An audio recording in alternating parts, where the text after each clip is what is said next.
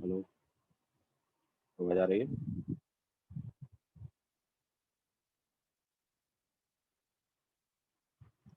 Okay. So good morning to all. थोड़ी देर में स्टार्ट करेंगे, थोड़ा वेट कर लेते हैं।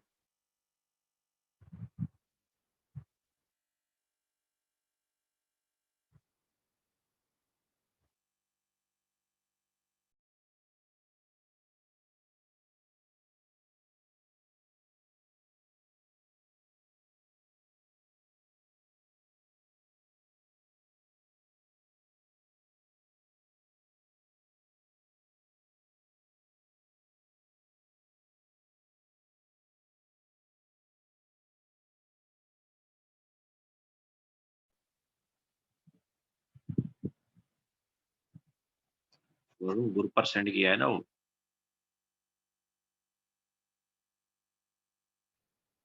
देखो, ग्रुप पे सेंड किया है।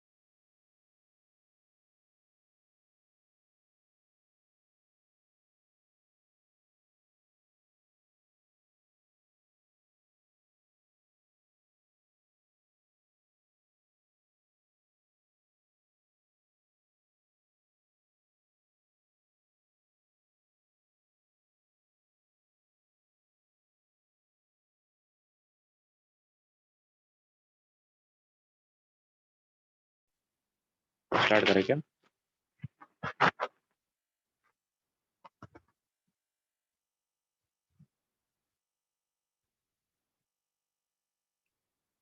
ओके, सो लास्ट टाइम हमने कुछ बेसिक टर्म्स वगैरह लिए थे। नाउ आगे चलते हैं।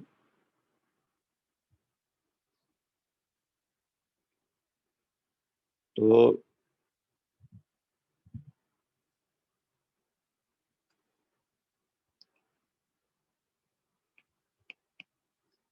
नेक्स्ट हम लेंगे work.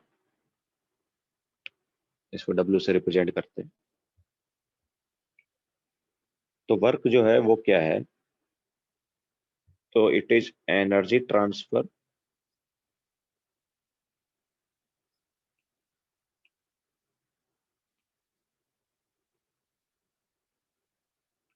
Due to volume change.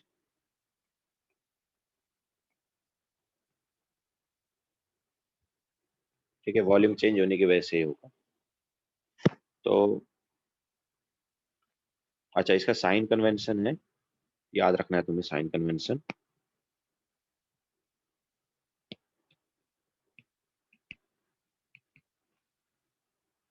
Work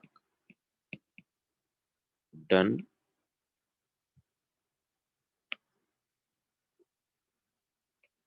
on the system अगर है तो याद रखना उसे हम पॉजिटिव लेंगे। एंड अगर work done by the system है तो उसे नेगेटिव लेंगे। ठीक है, work done on the system होता है positive, work done by the system होता है नेगेटिव। वैसे work done on the system जो है ये कंप्रेशन है। इस केस में क्या होता है? कंप्रेशन होता है। जब सिस्टम में वर्क हो रहा है तो कंप्रेशन होता है, और जब सिस्टम खुद वर्क कर रहा है तो एक्सपेंशन होगा। ठीक है, अच्छा, सिस्टम पर वर्क हो रहा है, work done on the system है, तो वर्क कौन कर रहा है उस केस में? सराउंडिंग कर रहा है। ओके, तो work done on the system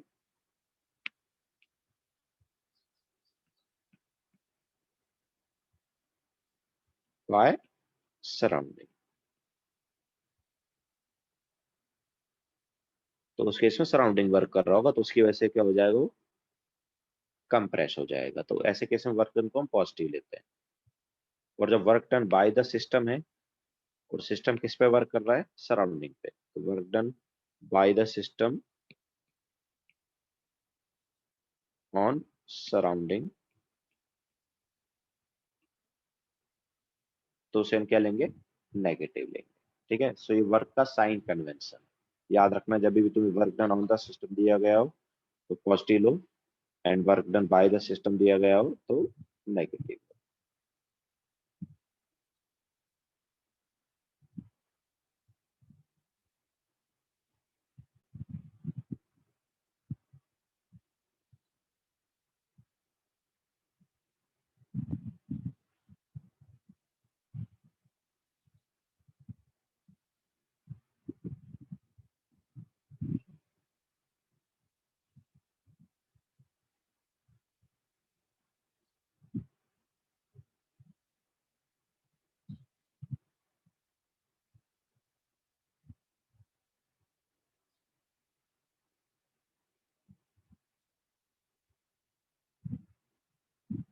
हो गया सबका?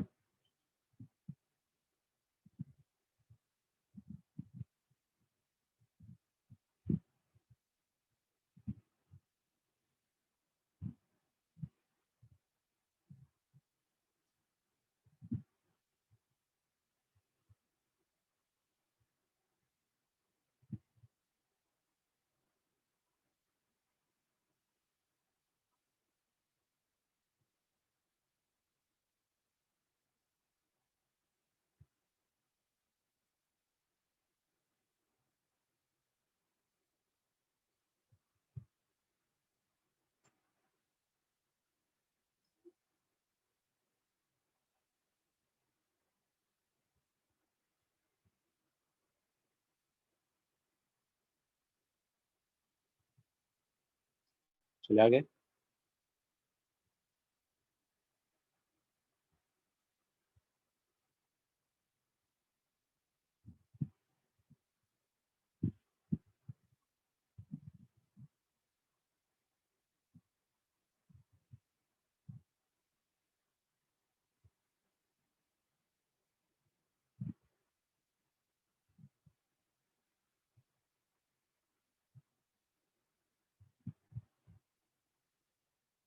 ठीक है, नाउ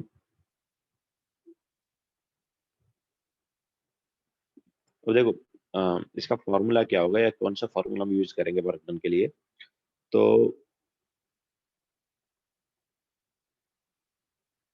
ये हमारे पास कोई पिस्टन है, पिस्टन पर हम फोर्स लगा रहे हैं। ठीक है, इसे फोर्स लगा रहे हैं या प्रेशर लगा रहे हैं पी एक्सटर्नल। अंदर ऑब्वियसली कोई गैस है,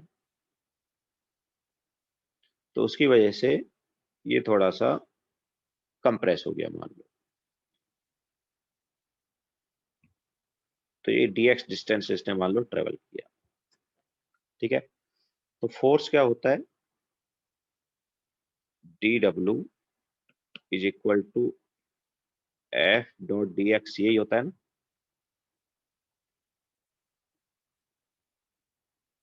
सॉरी, वर्क यही होता है कि नहीं होता है।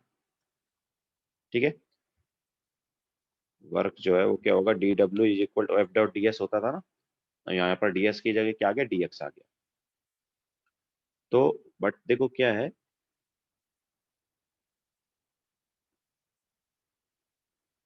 Force per unit area is equal to क्या होता है, प्रेशर होता है ना। What is pressure, pressure is force per unit area. ठीक है, external pressure is equal to क्या आ गया, फोर्स पर यूनिट एरिया आ गया। तो यहाँ से फोर्स की जगह हम क्या लिख सकते हैं, P external into A. Okay, so D W is equal to P external into A. अच्छा, अगर फोर्स वेक्टर है तो उसमें प्रेशर, अच्छा प्रेशर वेक्टर है कि स्केलर है। हाँ, dx जो है वो डिस्टेंस ट्रेवल किया पिस्टन ने। ओके, dx जो है वो डिस्टेंस ट्रेवल किया है पिस्टन ने, मतलब पहले इधर था, बाद में यहाँ तक आ गया। ठीक है, तो dx डिस्टेंस ट्रेवल किया पिस्टन, पिस्टल नहीं, पिस्टन, पिस्टन, PISTON। ठीक है, पिस्टन है। सो अच्छा, प्रेशर क्या है, प्रेशर जो है वो स्केलर है, तो फोर्स वेक्टर कैसे होगा, फोर्स वेक्टर है तो इसमें प्रेशर स्केलर है, तो एरिया जो है वो क्या होगा, वेक्टर होगा। ओके, एरिया क्या है, वेक्टर है। So A dot D x. इन दोनों के बीच में जो एंगल है वो 180 डिग्री है। दोनों के बीच में कितना एंगल है, 180 degree. So A D x into cos 180 degree. दोनों वेक्टर के बीच में एंगल कितना है, 180 डिग्री एंगल है। तो कॉस 180 क्या हो गया, कॉस 180 क्या हो गया, कॉस 180 हो गया -1। ठीक है, तो it is minus P external. अच्छा, एरिया इंटू लेंथ क्या होता है, एरिया इंटू लेंथ होता है वॉल्यूम। एरिया इंटू लेंथ क्या होता है, वॉल्यूम होता है। तो area into change in length क्या होगा, area into change in length क्या होगा, चेंज इन वॉल्यूम। ठीक है, so A dot D X जो है उसको हम लिख देंगे चेंज इन वॉल्यूम, मतलब DV. Okay, so P external DV. So D W जो है अपने पास क्या आएगा, D W is minus P external DV. Okay, ये हो जाएगा अपने पास वर्क। तो कुछ लोग बोल रहे हैं सर एंगल 180 डिग्री कैसे, तो यार देखो ये जो है ना, ये हमारे पास क्रॉस सेक्शनल एरिया है, इसमें एरिया का जो वेक्टर है वो इधर है। ठीक है, और डिस्टेंस जो है dx, dx का जो वेक्टर होगा वो अलोंग x एक्सेस होगा। ओके, डिस्टेंस का जो वेक्टर हो अलोंग x एक्सेस, और ये जो एरिया है क्रॉस सेक्शन एरिया, इसका वेक्टर है अलोंग मतलब नेगेटिव x एक्सेस। तो दोनों के बीच में कितना हो गया, 180 डिग्री एंगल हो गया। प्रेशर माइनस नहीं है भाई, प्रेशर थोड़ी माइनस है, वेक्टर है वो, वेक्टर क्वांटिटी है। प्रेशर जो है स्केलर है, ठीक है, प्रेशर क्या है, स्केलर है। यहाँ पर माइनस का थोड़ी आ रहा है वो, ये कॉस 180 डिग्री जो है वो -1 है, दैट्स वाई यहाँ पर माइनस साइन आया।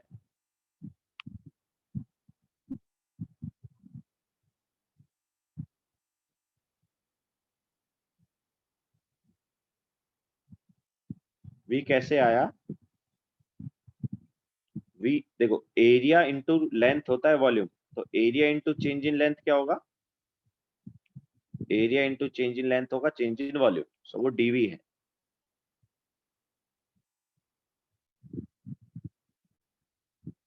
एरिया इंटू लेंथ हुआ वॉल्यूम, तो area into change in length क्या हुआ, चेंज इन वॉल्यूम मतलब डीवी। ठीक है, और एंगल 180 डिग्री कैसे है, मतलब तुम इसको ऐसे भी देख सकते हो कि जो फोर्स का डायरेक्शन है वो नेगेटिव एक्स एक्सिस साइड है, फोर्स का डायरेक्शन किधर है, नेगेटिव एक्स एक्सिस साइड। और जो हम ये लेते हैं डिस्टेंस, डिस्टेंस का डायरेक्शन लेते हैं मतलब अलोंग पॉजिटिव एक्स एक्सिस, तो 180 डिग्री एंगल हो गया, ऐसे भी सोच सकते हैं इसको।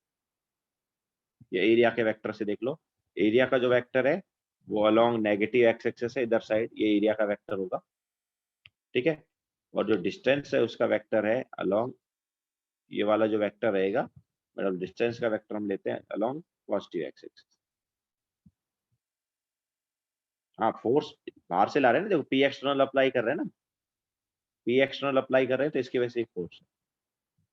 सराउंडिंग वर्क देखो हम क्या बोलते हैं केमिस्ट्री में, हम केमिस्ट्री में बोलते हैं सराउंडिंग वर्क कर रहा है जनरली। ओके, हम सराउंडिंग के रेस्पेक्ट में लेते हैं केमिस्ट्री में।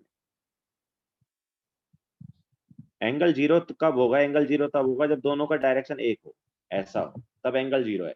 लेकिन अभी एंगल जीरो नहीं है, क्यों, क्योंकि डिस्टेंस का डायरेक्शन ये है और फोर्स या एरिया का डायरेक्शन ये है, तो 180 डिग्री एंगल हुआ ना।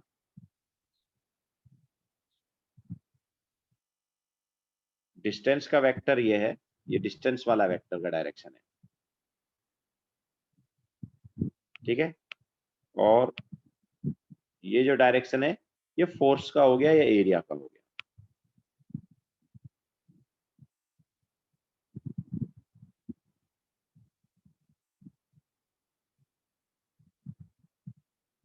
ये रॉड नहीं है, ये पिस्टन है।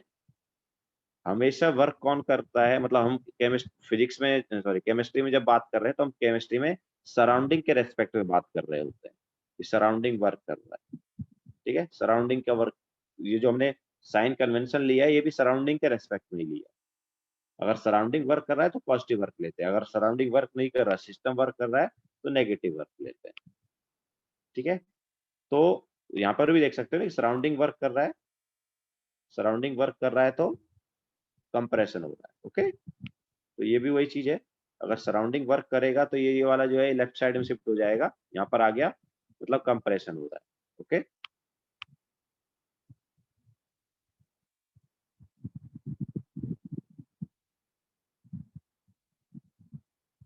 हाँ फ्लेक्सिबल ही तो है ना, तभी तो ये चेंज हो रहा है ना वॉल्यूम। अगर फ्लेक्सिबल नहीं होता तो वॉल्यूम कैसे चेंज होता, ठीक है। तो लास्ट में जो हमने फॉर्मूला लिखा है ये याद रखना है कि D W is equal to minus P external D.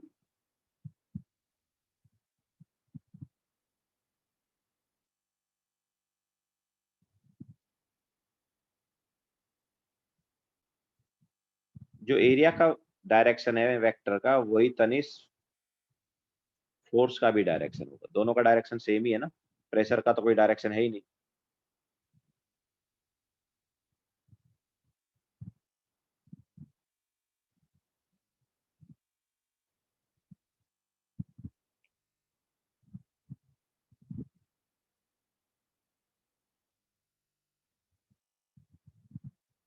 Positive आ जाएगा ना यार वरुण, अभी सिद्धार्थ पॉजिटिव आ जाएगा, देखो कैसे आएगा, कंप्रेशन हो रहा है ना, वॉल्यूम चेंज हो रहा है ना, तो ये डीवी क्या होगा, डीवी क्या होगा, वॉल्यूम कम हुआ कि बढ़ा? कंप्रेशन हो रहा है तो वॉल्यूम क्या हुआ? कम हुआ ना, तो डीवी नेगेटिव होगा। आगे नेगेटिव साइन है तो नेगेटिव नेगेटिव क्या हो गया? पॉजिटिव हो गया। समझ आया? तो कंप्रेशन के केस में वर्क डन क्या आएगा? पॉजिटिव आएगा।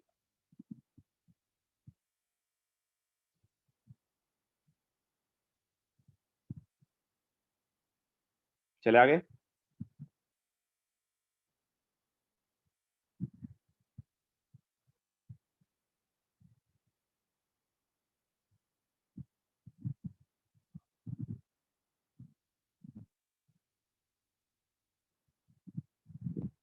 वरुण नेगेटिव क्यों आया था नहीं समझ रहा, तो इसको तुम ऐसे सोच लो वरुण, ठीक है। मतलब वर्क डन जो है पी एक्सटर्नल डीवी होता है, लेकिन वॉल्यूम यहाँ पर क्या हो रहा है? कम हो रहा है, इसकी वजह से हमने नेगेटिव साइन डाल दिया आगे, ठीक है। इसको ऐसे सोच लो। अगर एरिया के वेक्टर से या उससे प्रॉब्लम हो रहा है तो इसको ऐसे सोच लो कि वॉल्यूम इज डिक्रीजिंग, इस केस में तो आगे नेगेटिव साइन डाल दिया। बाकी एरिया एंड जो डिस्टेंस है उसका वेक्टर अपोजिट है, तो 180 डिग्री एंगल है। या फिर फोर्स के रेस्पेक्ट में देख सकते हो कि फोर्स का वेक्टर एंड डिस्टेंस का वेक्टर है, एक दूसरे के अपोजिट है, मतलब 180 डिग्री एंगल है। तो कॉस 180 डिग्री होता है -1, तो उसकी वजह से -1 आ रहा है, ऐसे भी सोच सकते हो।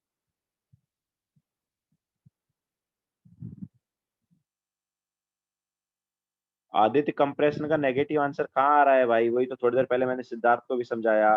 कंप्रेशन होगा तो डीवी जो है वो क्या होगा?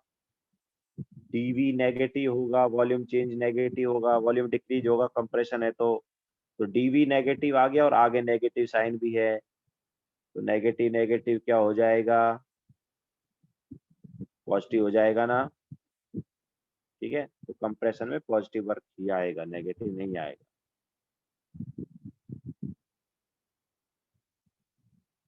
ठीक है, तो आगे चलें।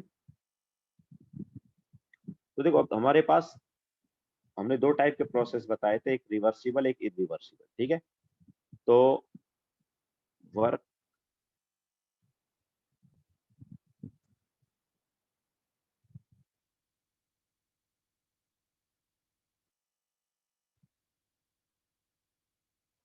गणेश क्या बोल रहे हो सर? आपने पोजीशन क्या बोला था सर? आपने पीओएस नेगेटिव क्या, पॉजिटिव नेगेटिव क्या बोला था? रिपीट करो ना। मैंने ये बोला था तनिष कि कंप्रेशन के केस में वर्क पॉजिटिव आएगा। क्यों आएगा पॉजिटिव? क्योंकि ये जो डीवी है, कंप्रेशन हो रहा था, डीवी का साइन क्या होगा? नेगेटिव होगा, क्योंकि वॉल्यूम चेंज क्या हो रहा है?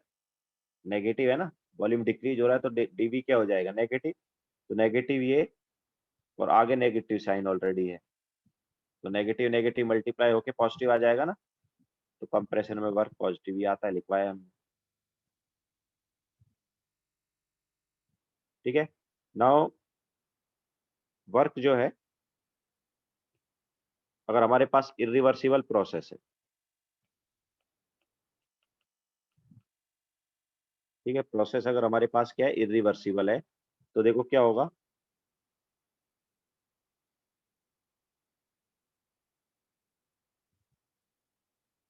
यस तनिष। तो इरिवर्सिबल वर्क क्या होगा? तो देखो हमें पता है कि वहां पर पी एक्सटर्नल जो है कांस्टेंट है, याद है कि नहीं? इरिवर्सिबल में क्या होता था, याद आया? हमने क्या बोला था? एक्सटर्नल प्रेशर जो है कांस्टेंट रहता है, याद आया कि नहीं आया? ठीक है। So D W is equal to minus P external D V. Now W is equal to क्या आ जाएगा? Integration of minus P external D V. अब हमें पता है कि यहाँ पर प्रेशर तो कांस्टेंट रहने वाला है, तो डब्ल्यू क्या आ गया? Minus P external, obviously constant है तो उसको बाहर ले लेंगे। Integration of DV. Now DV का इंटीग्रेशन क्या होगा? V1 से V2 वॉल्यूम जा रहा है, तो डीवी का इंटीग्रेशन क्या हो जाएगा? Delta we. ये हम बोल सकते हैं v इंटीग्रेशन हो जाएगा, सब्स्टिट्यूट करेंगे तो V2 माइनस V1 आ जाएगा, ठीक है। तो ये क्या हो गया? This is nothing but W। सो जब भी तुम्हें इरिवर्सिबल का वर्क निकालना हो तो ये फॉर्मूला लगाओगे। Minus P external V2 minus V1, या फिर इसको लिख सकते हैं W is equal to minus P external and V2 minus V1 मतलब डेल्टा V। ठीक है, सो इरिवर्सिबल वाले केस में हमेशा यही फॉर्मूले लगाए जाएंगे वर्क के लिए। अगर तुम्हें इरिवर्सिबल का वर्क निकालना है, आदित्य मैक्सिमम टाइम क्वेश्चन में दिया रहेगा कि प्रोसेस रिवर्सिबल है या इरिवर्सिबल है। इसके अलावा जो मैंने कंडीशंस मतलब दोनों में डिफरेंस लिखाए थे, वहां से भी तुम समझ सकते हो कि प्रोसेस रिवर्सिबल है या इरिवर्सिबल।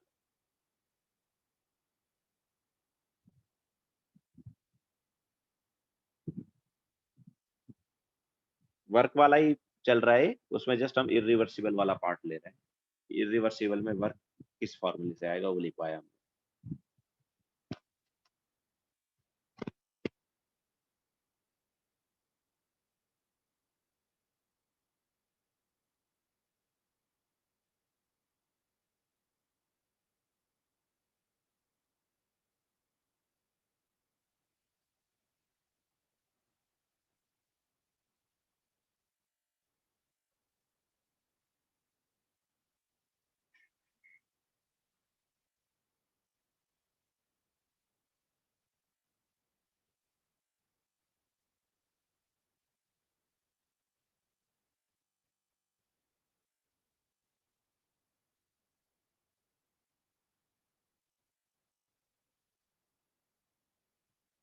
हो गया सबका?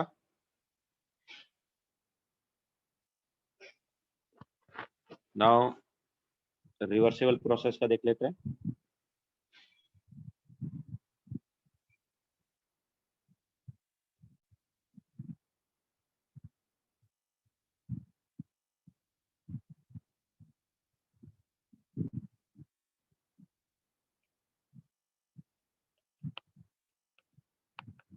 तो देखो रिवर्सिबल में क्या है, हमें पता है कि यार ऑलमोस्ट सेम होता था प्रेशर, याद है रिवर्सिबल का? तो रिवर्सिबल में गैस का प्रेशर और एक्सटर्नल प्रेशर ऑलमोस्ट क्या रहता था, सेम रहता था, बस थोड़ा सा डिफरेंस आता था। ठीक है, गैस का प्रेशर ज्यादा हो सकता है या एक्सटर्नल प्रेशर ज्यादा हो सकता है, दोनों में से कोई भी ज्यादा हो सकता है, बट इनफाइनेटली स्मॉल डिफरेंस था। ठीक है, इनफाइनेटेसिमल। तो वही हमने देखो यहाँ पर लिख दिया डीपी। डीपी मतलब इनफाइनेटेसिमल डिफरेंस जो है। नाउ या फिर इसको ऐसे लिख दो कि पी गैस, कुछ भी लिख दो, एक ही बात है, मतलब पी एक्सटर्नल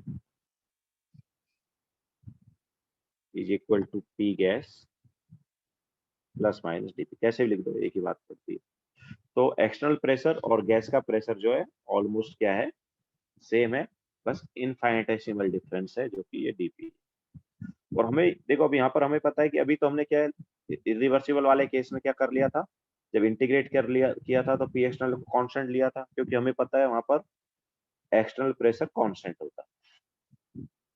बट जैसा तुम्हें याद होगा कि रिवर्सिबल प्रोसेस में एक्सटर्नल प्रेशर को भी हम चेंज कर रहे थे, डिफरेंस में आया था ना, डिफरेंस में था कि नहीं था, कि एक्सटर्नल प्रेशर जो है वो भी चेंज होता रहेगा, तो ऑब्वियसली उसको बाहर नहीं ले सकते। तो अब देखो W is equal to integration of P external DV.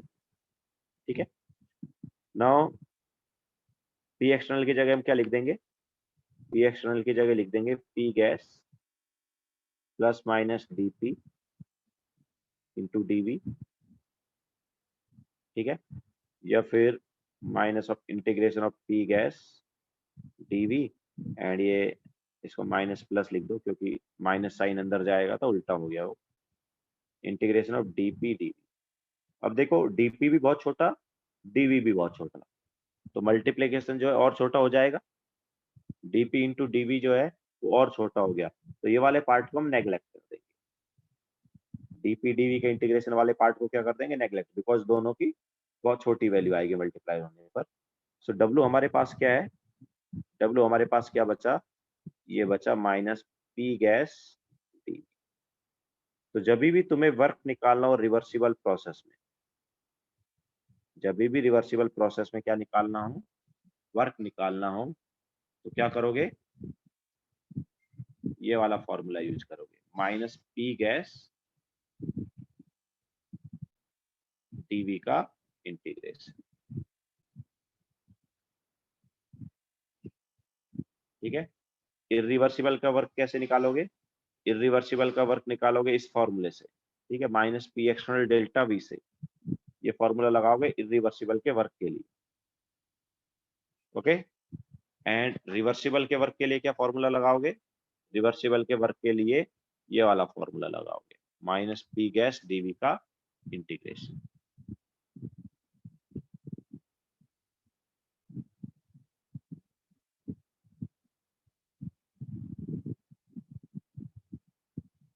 नहीं, फर्स्ट फॉर्मूला जो दिया वो रिवर्सिबल के लिए थोड़ी एप्लीकेबल होगा, ये तो इरिवर्सिबल प्रोसेस में अप्लाई कर सकते हैं ना, रिवर्सिबल में क्यों कर सकते हैं, नहीं कर सकते।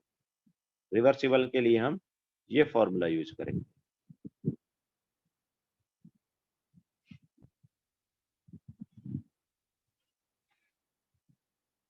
ये जो फॉर्मूला आया था, ये वाला फॉर्मूला जो है, ये फॉर्मूले से ही तो हमने वो दोनों फॉर्मूले निकाले ना, ये फॉर्मूले तो दोनों के लिए एप्लीकेबल है। बट ये इससे तुम्हें कुछ पता ही नहीं चलेगा, डब्ल्यू निकालना है तुम्हें, डी डब्ल्यू थोड़ी निकालना है। तो डब्ल्यू निकालने के लिए क्या करना पड़ेगा, इसको इंटीग्रेट। ओके। तो वही हमने यहाँ पर किया है, डब्ल्यू निकालने के लिए इंटीग्रेट किया। तो इरिवर्सिबल में पी एक्सटर्नल कांस्टेंट है, तो ये आ गया था इंटीग्रेट करने पर, और रिवर्सिबल में पी एक्सटर्नल कांस्टेंट नहीं है, तो वहां पर हमारे पास ये आ जाता है।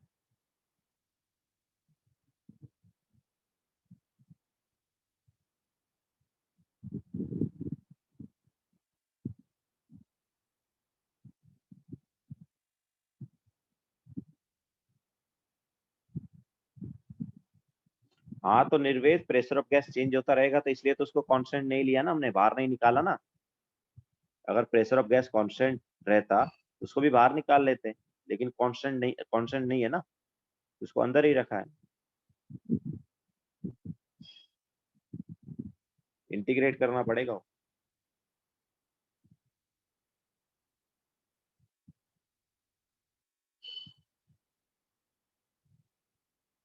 डीपी जीरो नहीं है, डीपी इंटू डीवी जीरो है तनिष, डीपी बहुत छोटा, डीवी बहुत छोटा, तो दोनों का मल्टीप्लीकेशन और छोटा आ गया।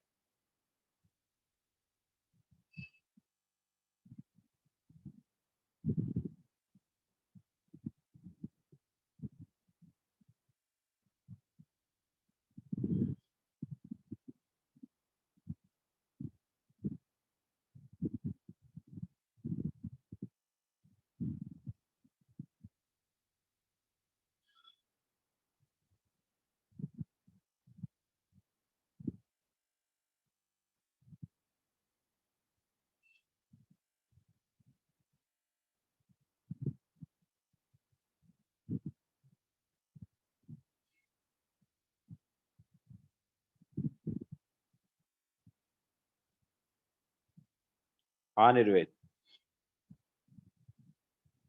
ठीक है, आगे चले।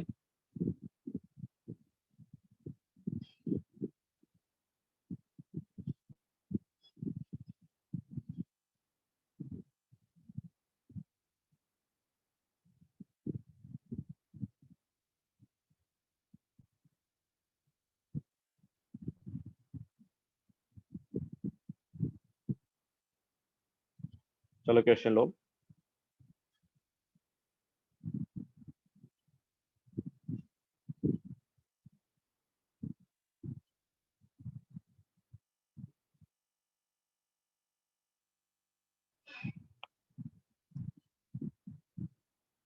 ठीक है, क्वेश्चन लेते हैं।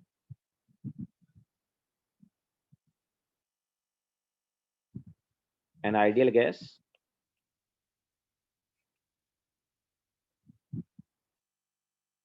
at a pressure of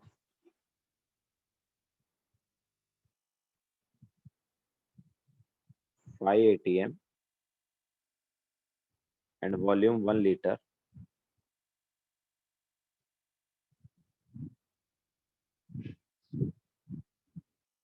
5 atm pressure है, volume 1 litre, and 300 Kelvin temperature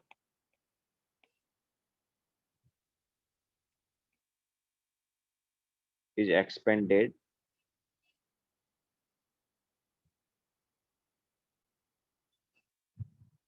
against a constant external pressure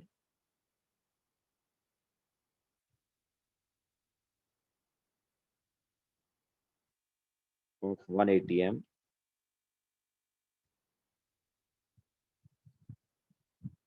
until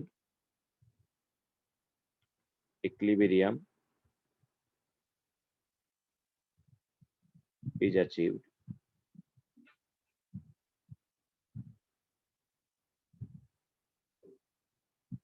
Find work done by surrounding.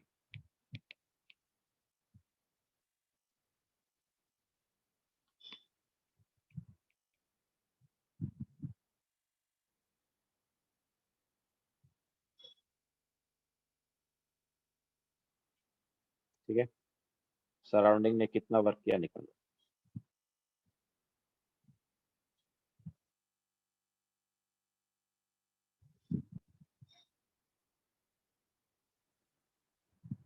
Just work done लिखो, फाइंड वर्क डन। ठीक है,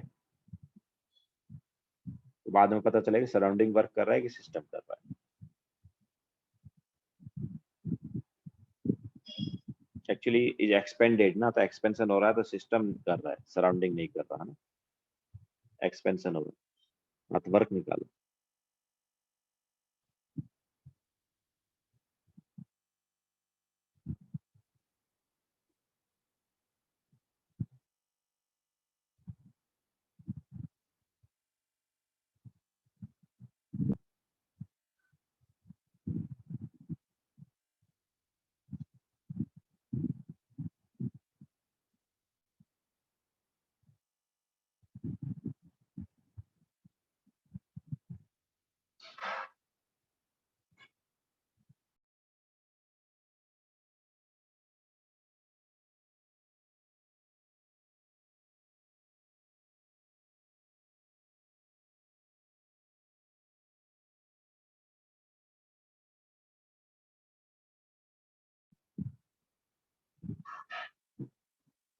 नहीं वरुण,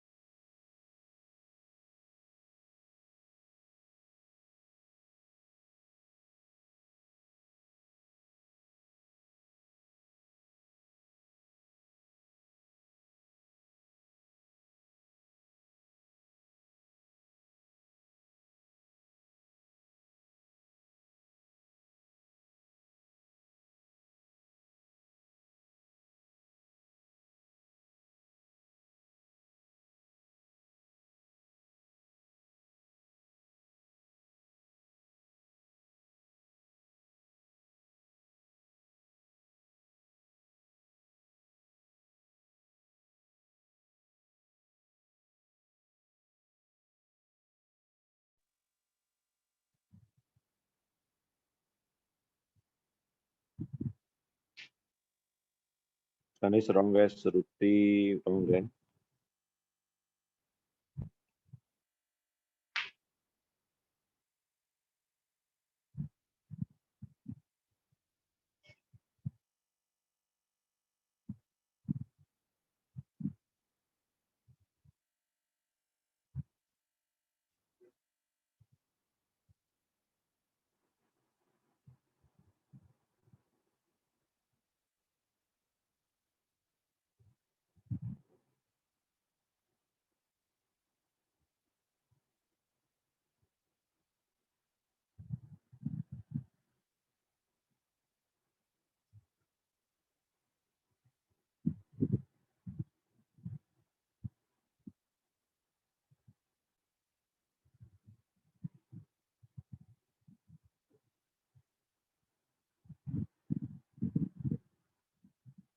यूनिट क्या है तनीश? यूनिट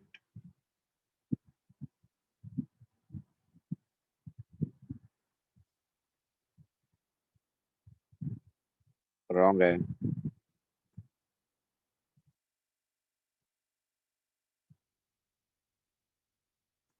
चलो देखो, काफी लोगों का आया बट यूनिट का मेन प्रॉब्लम हो रहा है। तो देखो, इनिशियल प्रेशर क्या है, P1 कितना है, 5 atm है। ठीक है, इनिशियल प्रेशर जो है 5 atm है। इसके अलावा उस पर हम एक्स अगेंस्ट कितना प्रेशर ले रहे हैं, 1 atm प्रेशर ले रहे हैं। ठीक है, और वो ये भी बोल रहा है कि अंटिल इक्विलिब्रियम इज अचीव, तो एक्सटर्नल प्रेशर 1 atm ले रहे हैं। तो इक्विलिब्रियम कब आएगा, जब अंदर का प्रेशर कितना हो जाएगा, 1 atm हो जाएगा। मतलब P2 कितना है, P2 है 1 atm। इसके अलावा V1 कितना है, V1 इज 1 लीटर। तो V2 कैसे निकालेंगे, ओब्वियसली टेम्परेचर जो है कांस्टेंट है। ठीक है, टेम्परेचर का कुछ नहीं दिया, टेम्परेचर यहाँ पर क्या है, कांस्टेंट है। तो P1 V1 is equal to क्या हो गया, P2 V2। तो यहाँ से V2 क्या आ गया, V2 आ जाएगा जब अप्लाई करेंगे तो obviously P1 is 5, V1 is 1 is equal to P2 is 1 into V2। तो V2 की वैल्यू क्या आ जाएगी, V2 की वैल्यू आ गई 5 लीटर। ठीक है, सो W क्या होगा, W, अच्छा कौन सा है यार, ये रिवर्सिबल प्रोसेस है या इरिवर्सिबल है, प्रोसेस रिवर्सिबल है या इरिवर्सिबल, इरिवर्सिबल कैसे पता, against external pressure, constant external pressure की बात की है।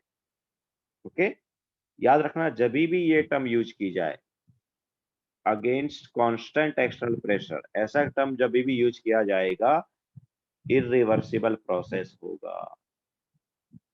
समझाया, जब भी ये टर्म यूज किया जाएगा कि एक्सपेंडेड या compressed against constant external pressure, तो प्रोसेस कौन सा होगा, इरिवर्सिबल होगा, याद रखना। ठीक है, तो W क्या आ गया, W is minus P external, P external कितना है, पी एक्सटर्नल है 1 atm and into volume change V2 minus V1 कितना है 5 V2, V1 कितना है 1। तो क्या आया आंसर, -4। बट यूनिट क्या है, what is unit, unit is not joule. Maximum लोगों ने यूनिट जूल लिख दिया, यूनिट जूल नहीं है। प्रेशर इनटू वॉल्यूम का यूनिट, प्रेशर का यूनिट atm, वॉल्यूम का यूनिट लीटर। प्रेशर का यूनिट क्या है, atm है, वॉल्यूम का यूनिट लीटर है। तो ये जो यूनिट है ये है लीटर atm। ओके, कौन सा यूनिट है, litre atm। And litre atm जो है, इसको जब जूल में कन्वर्ट करते हैं तो ये आता है अप्रोक्सीमेटली 400 जूल।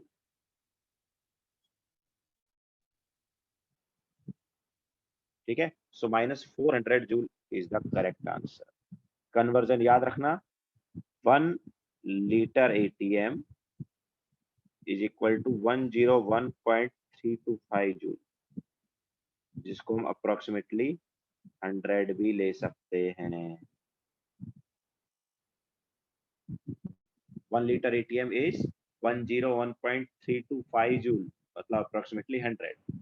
ठीक है, सो लीटर एटीएम में आंसर -4 है, लेकिन जूल में आंसर जो है -4 नहीं है।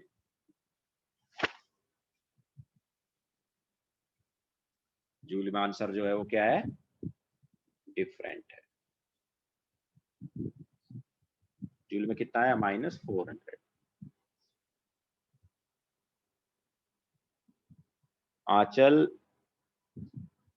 यहाँ पर एक्सपेंशन हो रहा है ना, तो एक्सपेंशन हो रहा है तो नेगेटिव वर्क ही आएगा ना। डेल्टा वी का साइन पॉजिटिव आया, आगे नेगेटिव साइन है, तो ओवरऑल आंसर क्या हुआ, नेगेटिव। मतलब वर्क किसने किया है, वर्क किया है सिस्टम ने, सराउंडिंग पर।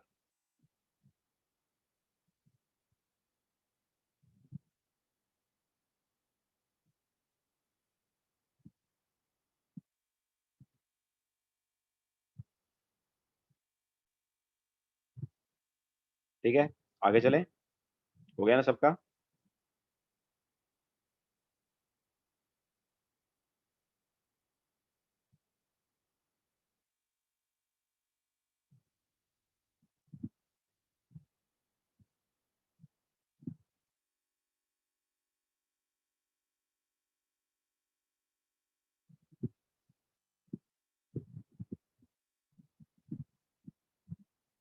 ठीक है। Now next question,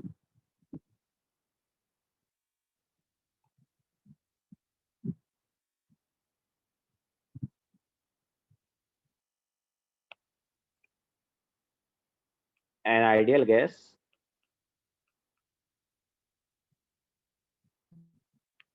at pressure 5 atm, volume 1 liter and temperature 300 Kelvin is expanded slowly at constant temperature to a final pressure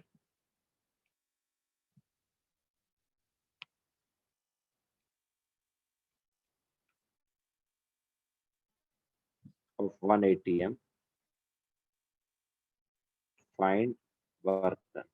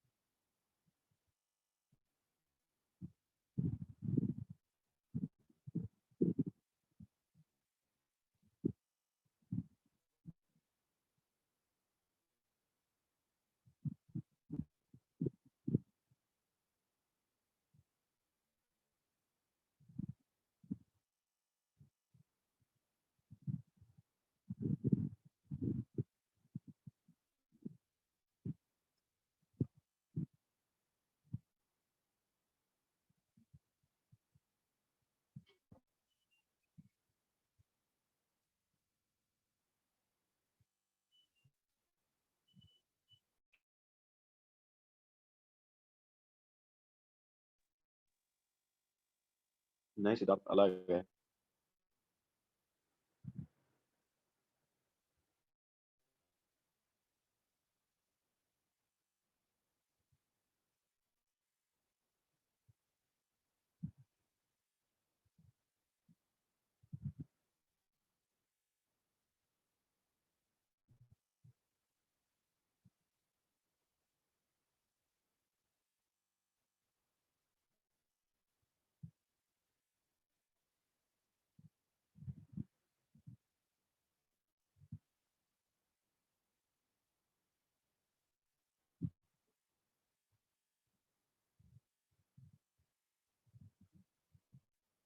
yes Vivaan, correct है।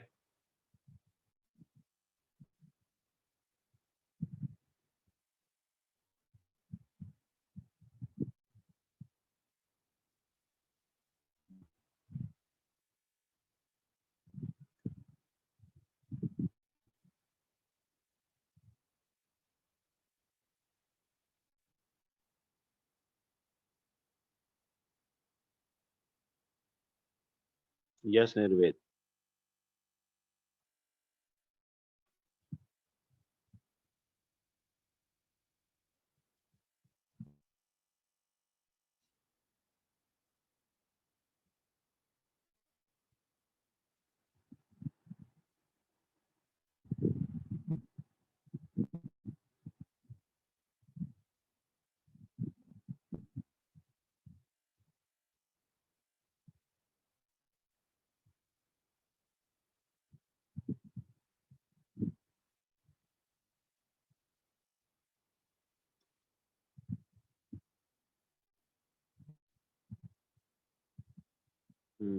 चलो देखो करा देते हैं।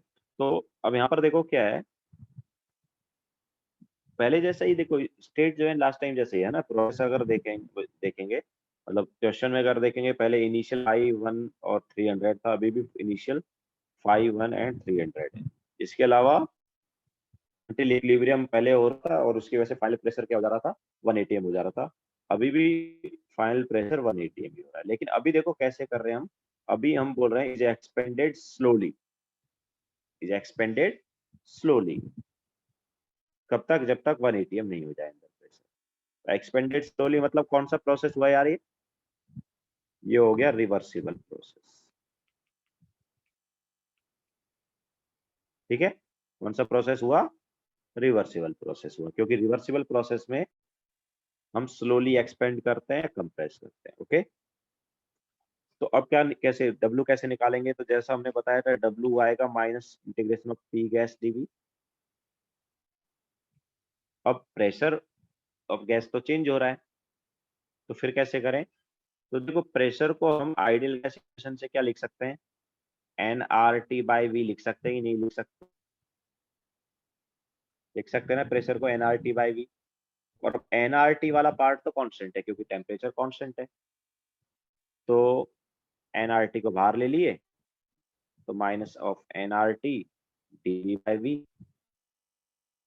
वॉल्यूम V1 से V2।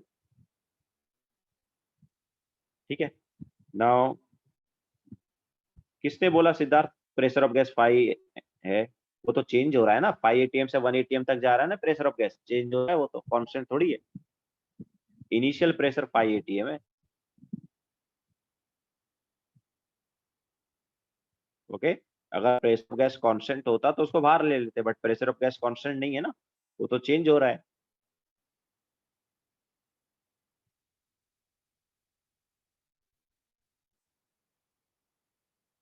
तो अब यहाँ पर dV/V का इंटीग्रेशन क्या होगा, ln V होगा ना। तो जब लिमिट सब्स्टिट्यूट करेंगे तो it is minus of nRT ln V2/V1। Okay, ये W आ गया यहाँ पर।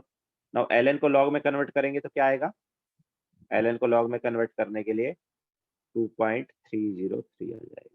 Okay, so minus of 2.303 nRT log V2/V1, ये आ गया हमारे पास। अब सब्स्टिट्यूट कर देंगे फॉर्मूले में तो आंसर आ जाएगा।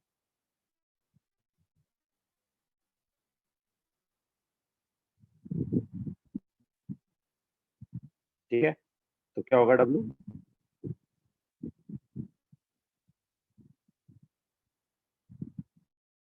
तो W इज माइनस 2.303 nRT। अब nRT को हम PV लिख सकते हैं। ठीक है, nRT को क्या लिख देते हैं, PV, क्योंकि नंबर ऑफ मोल्स हमें नहीं पता है ना, फॉर्मूले में नंबर ऑफ मोल्स कितने यूज है वो हमें नहीं पता, तो पूरे nRT को क्या लिख सकते हैं, PV लिख सकते हैं। तो PV log V2/V1, what is final volume. अब देखो फाइनल वॉल्यूम तो वही रहेगा ना जो लास्ट टाइम था, कैसे निकालेंगे फाइनल वॉल्यूम, V2/V1 है, तो फाइनल वॉल्यूम कैसे निकालें, P1 V1 is equal to P2 V2 के थ्रू निकाल लें। P1 कितना, इनिशियल प्रेशर 5 atm, V1 कितना 1 लीटर, V2 कितना हो गया 1 इंटू V2, तो V2 कितना आ जाएगा, लास्ट टाइम वाला ही आएगा ना, V2 कितना आ जाएगा, V2 आ जाएगा 5 लीटर। ठीक है, जो लास्ट टाइम आया था वही आएगा।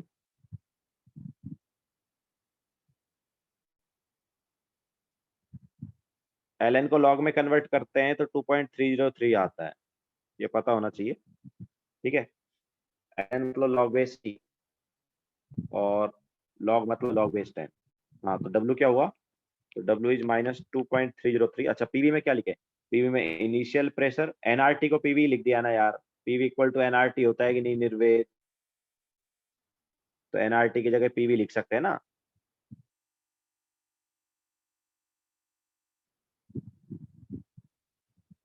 तो कौन सा PV ले, इनिशियल PV ले या फाइनल, कुछ भी ले लो, बिकॉज PV तो कांस्टेंट ही है। तो initial pressure is 1, sorry 5, initial volume is 1 into log of V2/V1, तो log of V2 is 5 divide by V1 is 1। ठीक है, सो क्या आ गया ये -2.303 इंटू 5 एंड log 5 कितना होता है 0.7 होता है, तो ये आया लीटर एटीएम। कितना आ रहा है भाई आंसर देखो।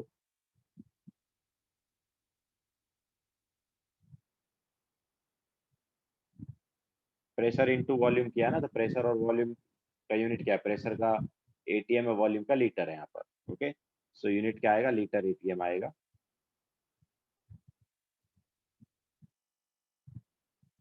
तो ये आ गया अपने पास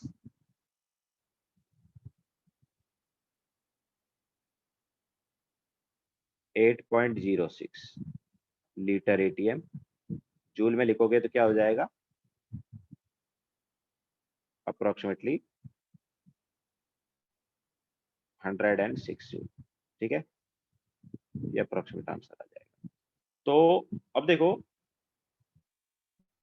अगर तुम दोनों प्रोसेस को देखोगे, स्टेट दोनों में सेम रहा, ठीक है। लास्ट क्वेश्चन जो था वो इरिवर्सिबल प्रोसेस के था।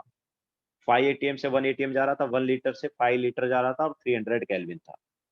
इस वाले क्वेश्चन में भी वही है, 5 एटीएम से 1 एटीएम जा रहा है, वॉल्यूम 1 लीटर से 5 लीटर जा रहा है और टेम्परेचर 300 केल्विन। तो दोनों प्रोसेस में जो स्टेट है, इनिशियल स्टेट दोनों की सेम है, मतलब दोनों प्रोसेस में इनिशियल स्टेट सेम है, फाइनल स्टेट भी सेम है, बस प्रोसेस डिफरेंट है। एक में हम रिवर्सिबल प्रोसेस के थ्रू गए, ठीक है, एक में हम रिवर्सिबल प्रोसेस के थ्रू गए और एक में इरिवर्सिबल प्रोसेस के थ्रू गए। फर्स्ट वाला क्वेश्चन जो है इसमें इरिवर्सिबल प्रोसेस के थ्रू इनिशियल से फाइनल स्टेट गए, सेकंड वाले क्वेश्चन में रिवर्सिबल प्रोसेस के थ्रू इनिशियल से फाइनल स्टेट गए। तो दोनों केसेस में वर्क डन जो है डिफरेंट आया। इसका मतलब क्या है कि ये पाथ फंक्शन है, ठीक है, that is work done is path function, क्योंकि पाथ फंक्शन हमने बताया था ना, इस पे डिपेंड करता है पाथ या प्रोसेस पर, और एग्जांपल में वर्क डन भी लिखवाया था। ओके, तो पाथ फंक्शन जो है वो प्रोसेस या पाथ पे डिपेंड करता है, और हम यहाँ पर देख सकते हैं वर्क डन जो है पाथ फंक्शन है, बिकॉज इनिशियल स्टेट दोनों प्रोसेस में सेम लिया, फाइनल स्टेट दोनों प्रोसेस में सेम लिया, लेकिन ऑब्वियसली प्रोसेस डिफरेंट है। ठीक है, डिफरेंट प्रोसेस होने की वजह से वर्क डन की वैल्यू भी क्या आ रही है, डिफरेंट आ रही है।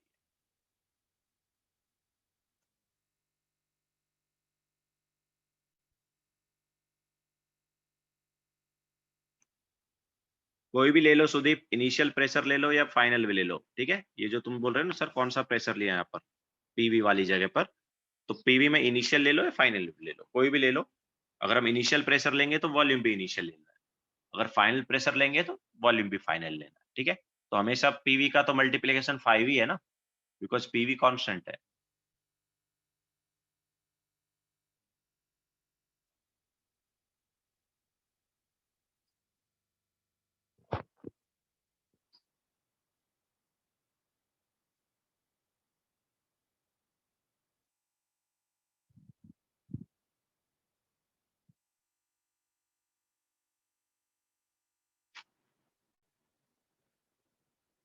तनिष हमने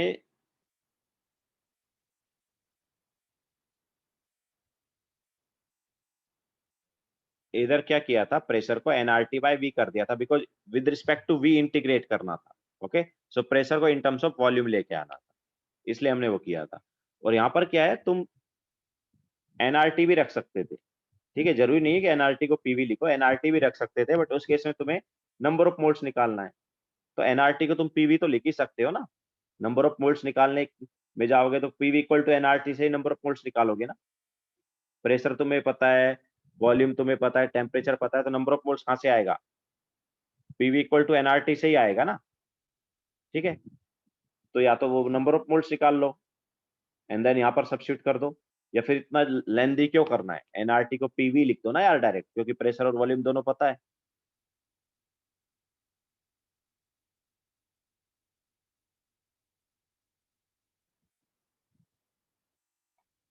sir I am confuse how to know P very where. अरे यार सिद्धार्थ, अगर वॉल्यूम चेंज हो रहा है, वैसे भी क्वेश्चन में दिया है ना यार सिद्धार्थ कि हम क्या कर रहे हैं, एक्सपेंड कर रहे हैं। तो यार जब भी कांस्टेंट टेम्परेचर पर तुम एक्सपेंड करोगे तो प्रेशर तो चेंज होगा, होगा ना।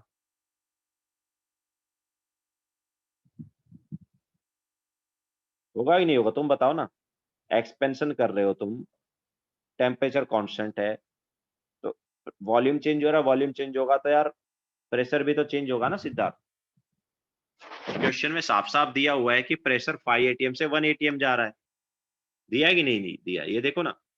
इनिशियल प्रेशर 5 एटीएम है and it is slowly expanded to a final pressure of 1 ATM.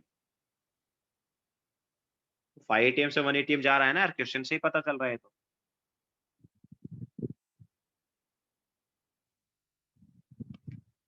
तो पी चेंज हो रहा है ना।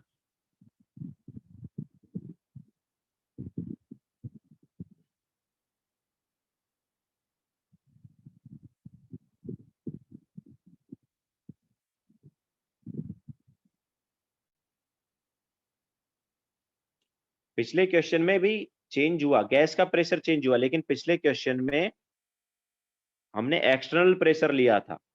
एक्सटर्नल प्रेशर चेंज नहीं होता है। देखो लास्ट लेक्चर में हमने डिफरेंस जब बताए थे तो उनमें एक डिफरेंस ये था कि रिवर्सिबल प्रोसेस में एक्सटर्नल प्रेशर जो है चेंज होता रहेगा, लेकिन इरिवर्सिबल प्रोसेस में एक्सटर्नल प्रेशर चेंज नहीं होगा। याद आया। तो इरिवर्सिबल प्रोसेस है फर्स्ट वाला प्रोसेस जो है, उसमें एक्सटर्नल प्रेशर चेंज नहीं हुआ, वो कांस्टेंट रहा। लेकिन सेकंड वाला प्रोसेस रिवर्सिबल प्रोसेस है, तो वहां पर एक्सटर्नल प्रेशर चेंज होगा ऑब्वियसली। गैस का भी चेंज होगा और एक्सटर्नल भी चेंज होगा।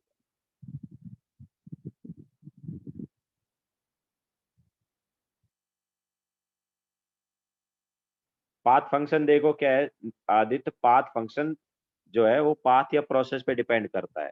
तो यहाँ पर देखो दोनों प्रोसेस में हम देखेंगे तो इनिशियल स्टेट दोनों, मतलब दोनों क्वेश्चन में इनिशियल स्टेट सेम था, फाइनल स्टेट भी सेम था, बट आंसर डिफरेंट आ रहा है। वर्क का जो आंसर है वो डिफरेंट आ रहा है, और आना भी चाहिए, क्योंकि वर्क जो है वो पाथ फंक्शन होता है, प्रोसेस पर डिपेंड करता है कि तुम कौन सा प्रोसेस यूज कर रहे हो इनिशियल से फाइनल स्टेट पर जाने के लिए।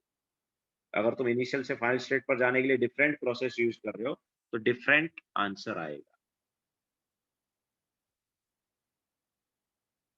यस सिद्धार्थ, पहले हमें आइडेंटिफाई करना पड़ेगा कौन सा प्रोसेस है। ठीक है, अब आगे चलते हैं।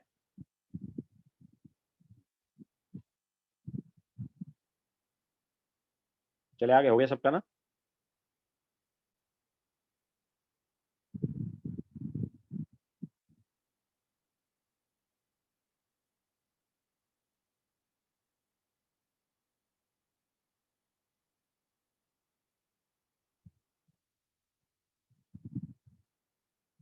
नेक्स्ट हेडिंग डालो हीट।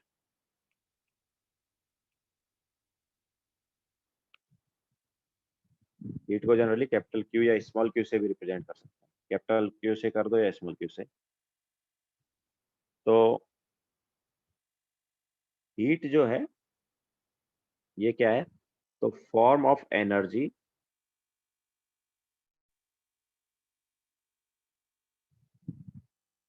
एक्सचेंज या transfer between system and surrounding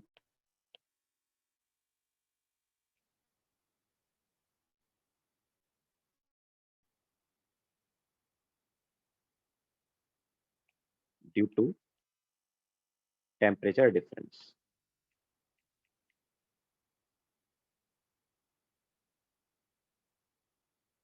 तो सिस्टम एंड सराउंडिंग का टेम्परेचर अगर डिफरेंस है, सॉरी डिफरेंट टेम्परेचर है, तो ऐसे केस में जो एनर्जी ट्रांसफर होता है वो एनर्जी ट्रांसफर कौन सा होता है, हीट होता है। ठीक है, तो इसको कैपिटल क्यू से भी रिप्रेजेंट कर सकते हैं और स्मॉल क्यू, दोनों से कर सकते हैं।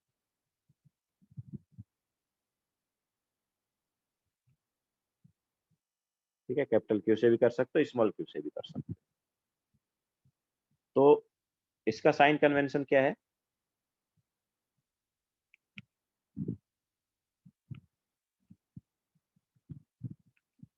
तो देखो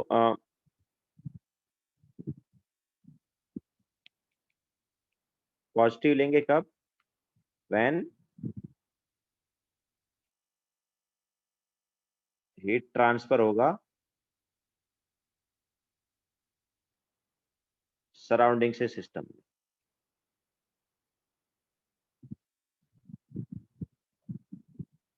ठीक है, जब सराउंडिंग टू सिस्टम में हीट ट्रांसफर हुआ तो पॉजिटिव, और अगर सिस्टम से सराउंडिंग में चला गया तो नेगेटिव।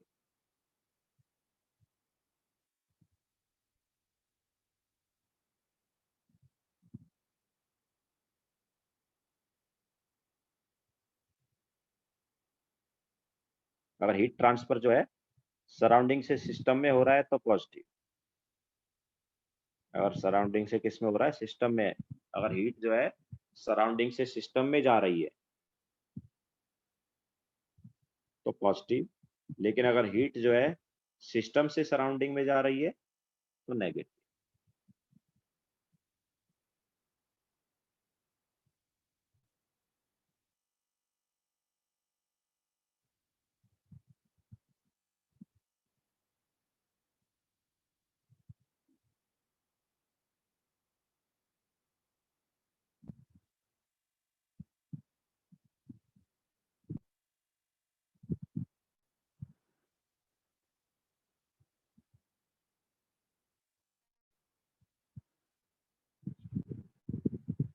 ठीक है,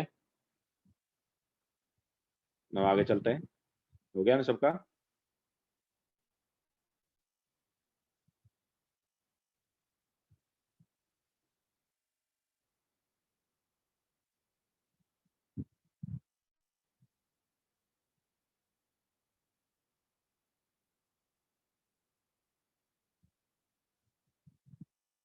हाँ निर्वेद, स्मॉल क्यूब से चार्ज को भी रिप्रेजेंट करते हैं, बट हीट को भी कर सकते हैं।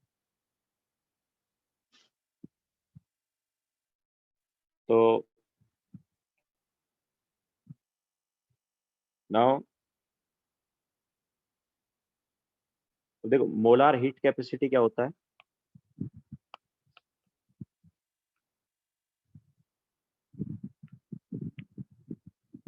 मोलार हीट कैपेसिटी क्या होता है? इसको हम सी से रिप्रेजेंट करते हैं।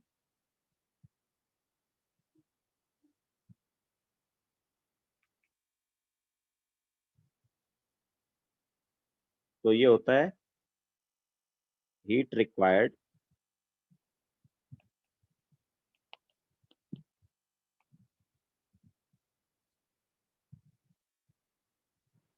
टू रेज टेम्परेचर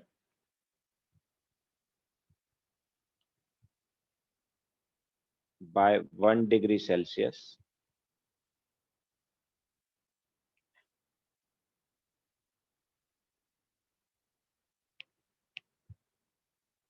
ठीक है, heat required to raise temperature by 1 degree Celsius of 1 mole substance.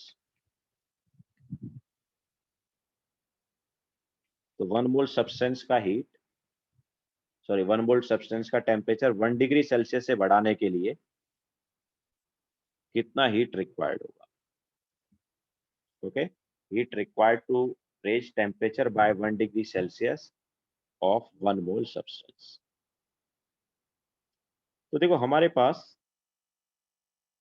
कोई सब्सटेंस है जिसके n मोल है मान लो, और उसको हमने Q हीट दिया।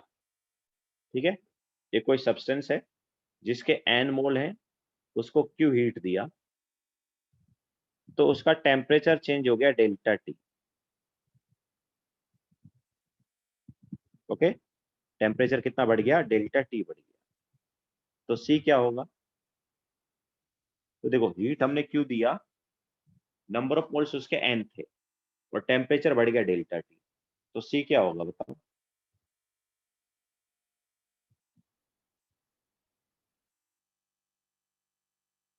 तो डेल्टा टी टेम्परेचर बढ़ाने के लिए कितना हीट था? क्यू हीट लगाना। ठीक है, डेल्टा टी टेम्परेचर के लिए कितना लगा? Q heat. Okay, so heat for delta T कितना है? क्यू है। हीट फॉर 1 डिग्री कितना होगा बताओ? कितना होगा? Q बाय डेल्टा टी होगा कि नहीं होगा? डेल्टा टी टेम्परेचर बढ़ाने के लिए Q हीट, ओके। 1 डिग्री बढ़ाने के लिए कितना होगा? Q by delta T. अच्छा, ये है n मोल के लिए। ये किसके लिए है? ये n मोल के लिए आया। n मोल के लिए आ गया Q बाय डेल्टा टी।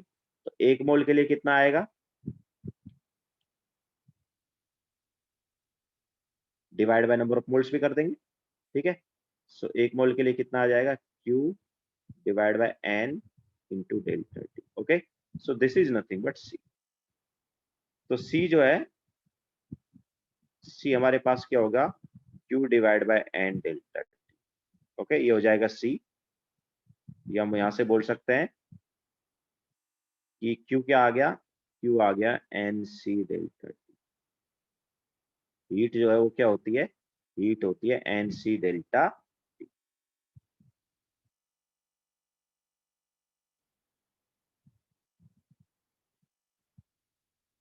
अरे यूनिटरी मेथड अप्लाई किया है, यूनिटरी मेथड।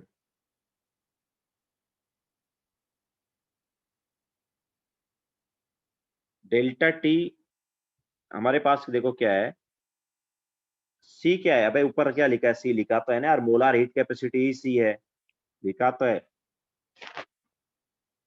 तो अगर हमारे पास देखो एन सब्सटेंस, एन मोल सब्सटेंस थे, जब हमने क्यू हीट दिया तो एन मोल सब्सटेंस का टेम्परेचर डेल्टा टी बढ़ गया। एन मोल सब्सटेंस का टेम्परेचर कितना बढ़ गया? डेल्टा टी बढ़ गया। अब हमें इसको यूज करके सी निकालना है कि सी क्या होगा, या मोलार हीट कैपेसिटी क्या होगा। तो मोलार हीट कैपेसिटी का डेफिनेशन क्या है? Heat required to raise temperature by 1 degree Celsius of 1 mole substance, ठीक है। 1 डिग्री टेम्परेचर बढ़ना चाहिए कितने का? 1 मोल सब्सटेंस का। तो कितना हीट देना पड़ेगा? तो देखो, डेल्टा टी टेम्परेचर बढ़ा, कितना बड़ा टेम्परेचर? डेल्टा टी कब बढ़ा? जब हमने क्यू हीट दिया। तो डेल्टा टी के लिए कितना हीट है? क्यू है। तो 1 डिग्री के लिए कितना हीट देना पड़ेगा बताओ? क्यू बाय डेल्टा टी देना पड़ेगा कि नहीं देना पड़ेगा? आदित्य, तुम्हें ही डाउट था ना?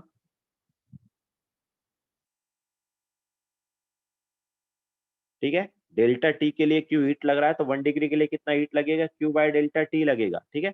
अब ये क्यू बाय डेल्टा टी जो है ये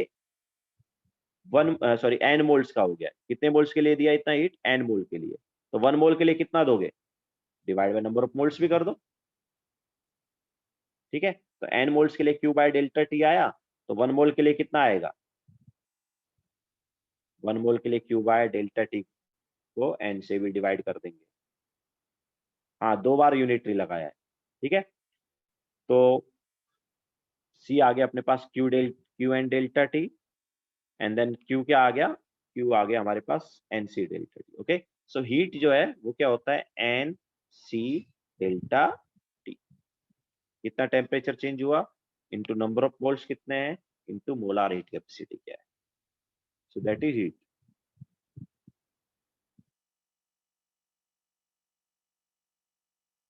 लिख लिया सबने?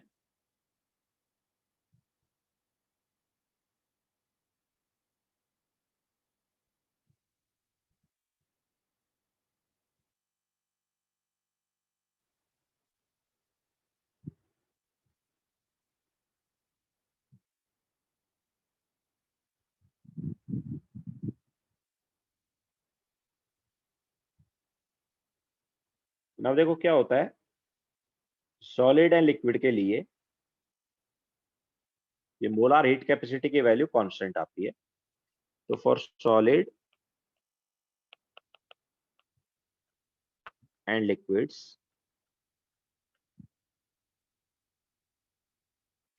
The value of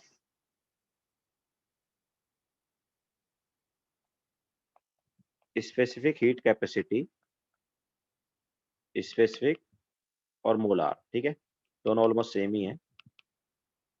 the value of molar heat capacity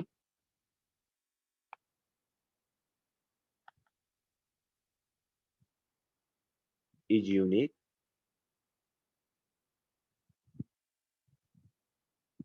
unique मतलब कांस्टेंट वैल्यू रहेगी,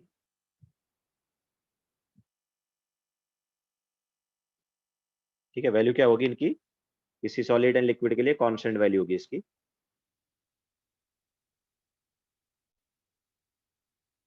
क्यों? Because more than 99%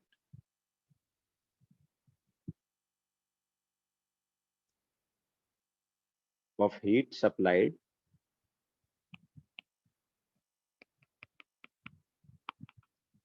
is used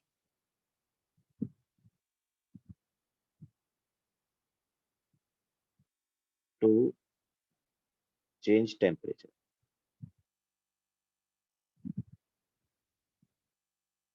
ठीक है, तो सॉलिड एंड लिक्विड के लिए मोलर हीट कैपेसिटी जो है इसकी वैल्यू कांस्टेंट रहती है। पर्टिकुलर सॉलिड या लिक्विड के लिए हम बोलते हैं यूनिक वैल्यू रहती है। क्यों? क्योंकि जितना भी हम हीट दे रहे हैं वो सारी की सारी टेम्परेचर चेंज करने में काम में आती है। लेकिन गैस के लिए क्या है? But for gas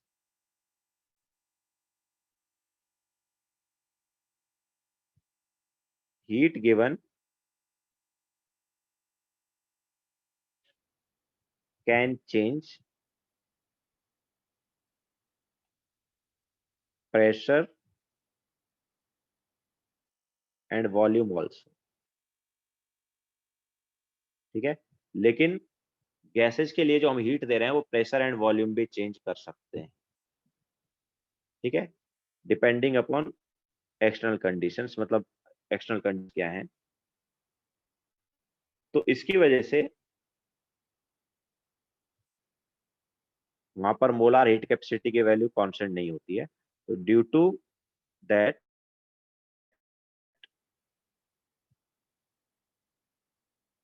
molar heat capacity of gases depends upon process. अलग अलग प्रोसेस के लिए अलग अलग मोलार हीट कैपेसिटी आएगा। किसके केस में? गैस के केस में। ओके, तो इसलिए हम यहाँ पर गैसेस के लिए यूज करते हैं NC प्रोसेस डेल्टा T। क्यों? क्योंकि गैसेस के लिए जो heat capacity, molar heat capacity, वो डिफरेंट होता है। ठीक है, सो ये फॉर्मूला यूज किया जाएगा गैसेस के लिए। अलग अलग गैसेस के लिए अलग अलग मोलार हीट कैपेसिटी होता है। और वैसे भी हम थर्मोडायनेमिक्स में जनरली गैसेस की ही बात करेंगे।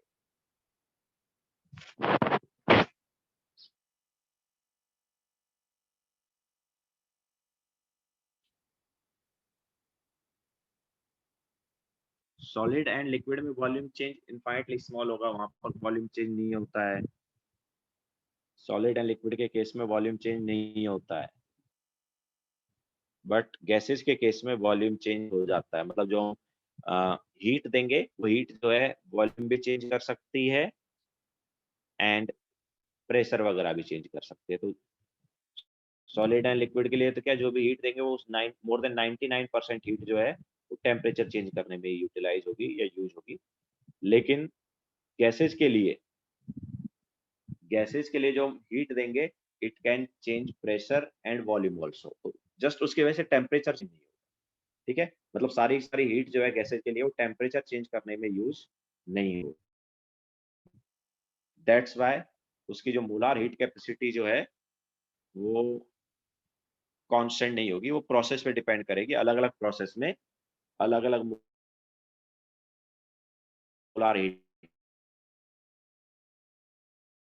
कैपेसिटी आएगी गैस के लिए। आदित्य, ऐसा नहीं है।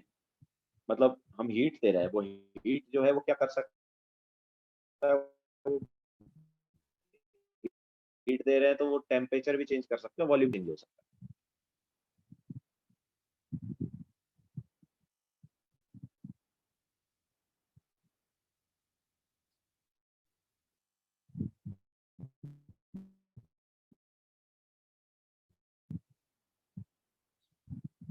हीट गिवन और gas can change pressure, volume and temperature.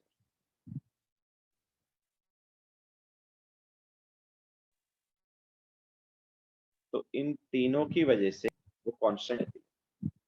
ठीक है, तो गैस के लिए मोलार हीट कैपेसिटी पे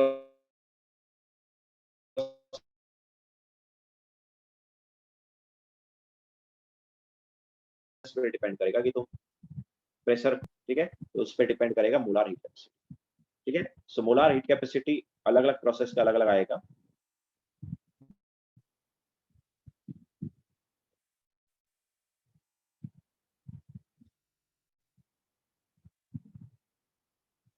अभी भी लैग हो रहा है क्या?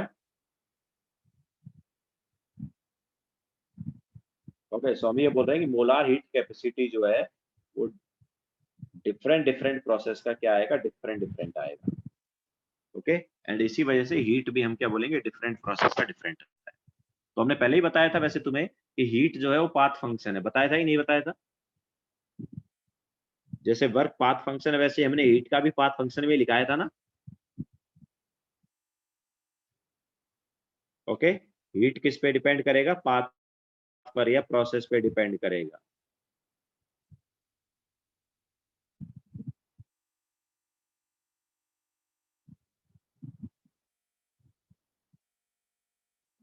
लिख लिया सबने?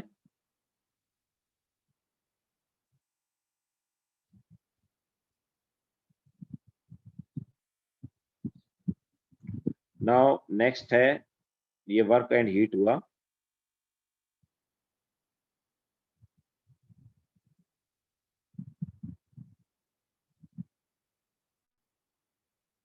Solid and liquid not path function, मतलब सिद्धार्थ क्या बोल रहे हैं, हम गैस की बात कर रहे हैं थर्मोडायनेमिक्स में जनरली।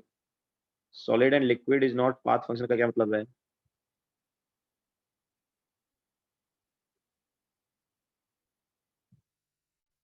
हम प्रोसेस जो यूज करते हैं, पाथ या प्रोसेस जो यूज कर रहे हैं वो सिद्धार्थ गैस के लिए ही यूज कर रहे हैं, है ना। पाथ और प्रोसेस जो हम डिफाइन कर रहे हैं वो गैस के लिए डिफाइन कर रहे हैं।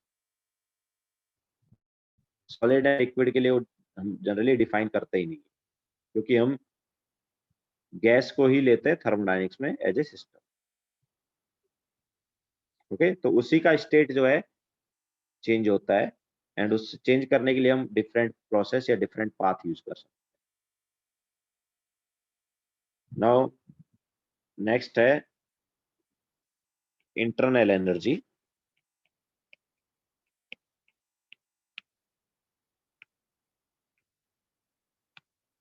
तो इंटरनल एनर्जी जो है उसको हम यू या फिर ई, इन दोनों में से किसी से भी रिप्रेजेंट कर सकते हैं। इंटरनल एनर्जी को यू से भी कर सकते हैं और ई से भी कर सकते हैं। तो इंटरनल एनर्जी जो है वो क्या है, तो इंटरनल एनर्जी के फॉर्म में सिस्टम में एनर्जी स्टोर की जाती है। Okay, so energy is stored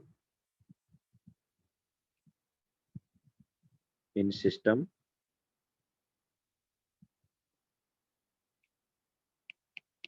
in the form of internal energy। ठीक है, इंटरनल एनर्जी के फॉर्म में ही सिस्टम में एनर्जी स्टोर की जाती है। नाउ ये होता क्या है, तो it is sum of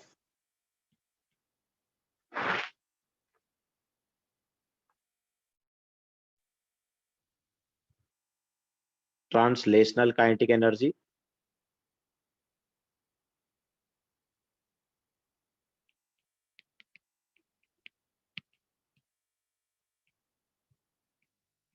rotational kinetic energy,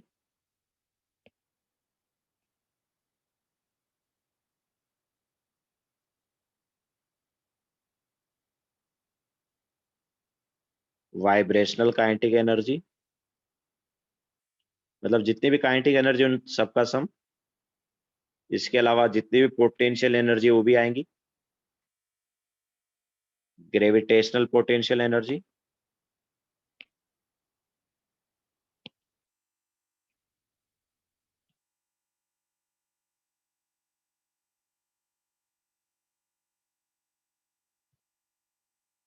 electrostatic potential energy,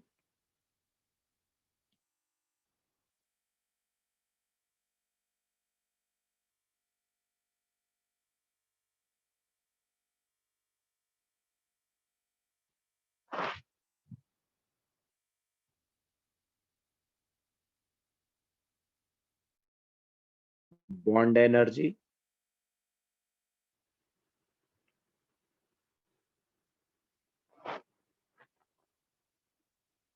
nuclear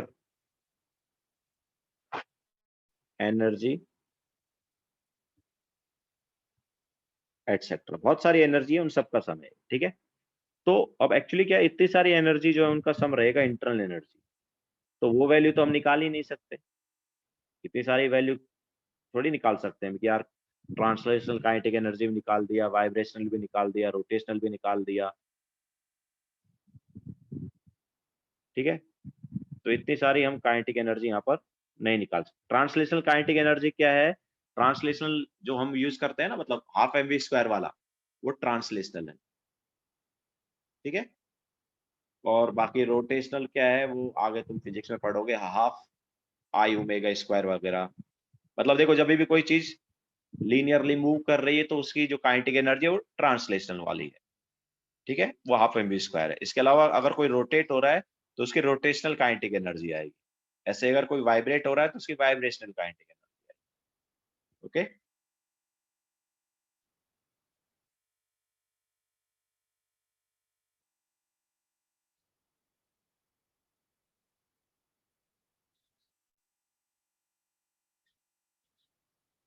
nuclear वाला जो है वो, हमारे पास न्यूक्लियस जो है उसकी खुद की कुछ एनर्जी होती है, वो न्यूक्लियर एनर्जी। तो ये सारी जो एनर्जी, इनका सम क्या हो गया, इंटरनल एनर्जी हो गया ना। ऑब्वियसली इतने सारे एनर्जी टर्म आ रहे हैं इसमें, तो इसलिए क्या है, इसकी जो एग्जैक्ट वैल्यू है या एब्सोल्यूट वैल्यू जो है हम डिटरमाइन नहीं कर सकते। ओके, इंटरनल एनर्जी का एब्सोल्यूट वैल्यू या एग्जैक्ट वैल्यू डिटरमाइन नहीं किया जा सकता है। तो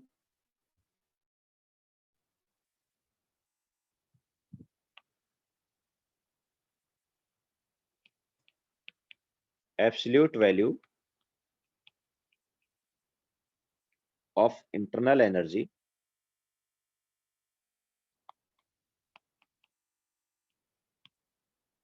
cannot be determined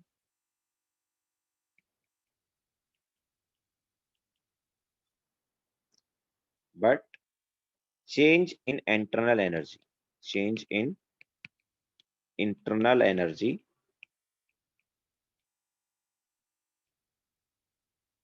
मतलब डेल्टा यू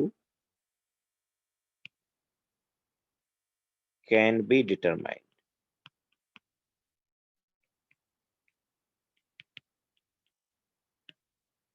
ठीक है, absolute value of internal energy can not be determined but change in internal energy can be determined. You determine नहीं कर सकते, बट डेल्टा यू जो है वो डिटरमाइन कर सकते हैं।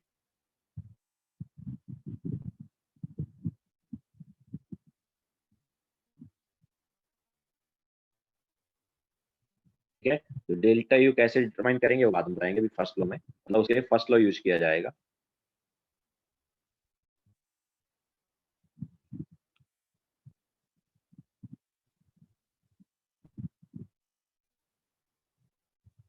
तनिष, लॉग वाले सम के बाद में ये जो है 3 स्लाइड जो हैं वो हीट के थे,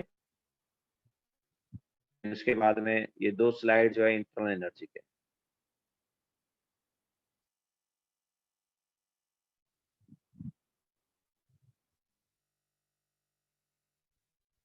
ठीक है, सो इंटरनल एनर्जी जो है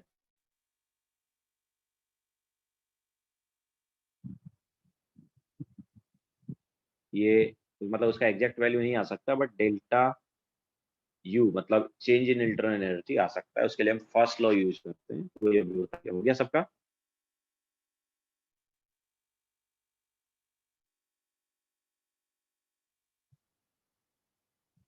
ठीक है, तो बेसिकली किसी भी, एक तरह से इसको सिंपल वे में हम ऐसे ही बोल सकते हैं कि किसी भी पॉइंट पर जो गैस है उसका जो एनर्जी होगा, वो इंटरनल एनर्जी। गैस का खुद का किसी भी पॉइंट पर जो एनर्जी होगा वो क्या है, उसका इंटरनल एनर्जी। जैसे हमने यहाँ पर भी लिखवाया है कि जिस फॉर्म में सिस्टम जो है एनर्जी स्टोर करता है, सिस्टम मतलब गैस, ओके, तो गैस की खुद की जो बेसिकली एनर्जी होगी वो क्या है, इंटरनल एनर्जी। ओके, तो उसकी गैस की खुद की तो बहुत सारी एनर्जी हो सकती है किसी पर्टिकुलर को पर, उसकी ट्रांसलेशन काइनेटिक एनर्जी भी हो सकती है क्योंकि उसके मॉलिक्यूल्स मूव कर रहे हैं, उसके मॉलिक्यूल्स रोटेट भी कर रहे होंगे तो उसकी वजह से रोटेशनल भी आ सकती है। इसके अलावा वाइब्रेट कर रहे होंगे तो वाइब्रेशनल भी आ सकती है, ग्रेविटेशनल भी आ सकती है। इस टाइप से बहुत सारे टाइप की पोटेंशियल एनर्जी, काइनेटिक एनर्जी वगैरह सब आ सकती है। तुम सबका सम जो है वो होगा इंटरनल एनर्जी।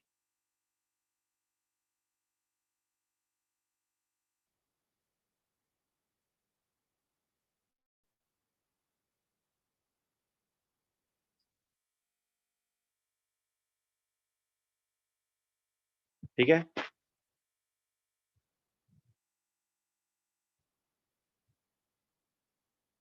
और उसका वो बताता हूँ, देखो कैसे निकालते हो, फर्स्ट लॉ यूज करते हैं उसके लिए।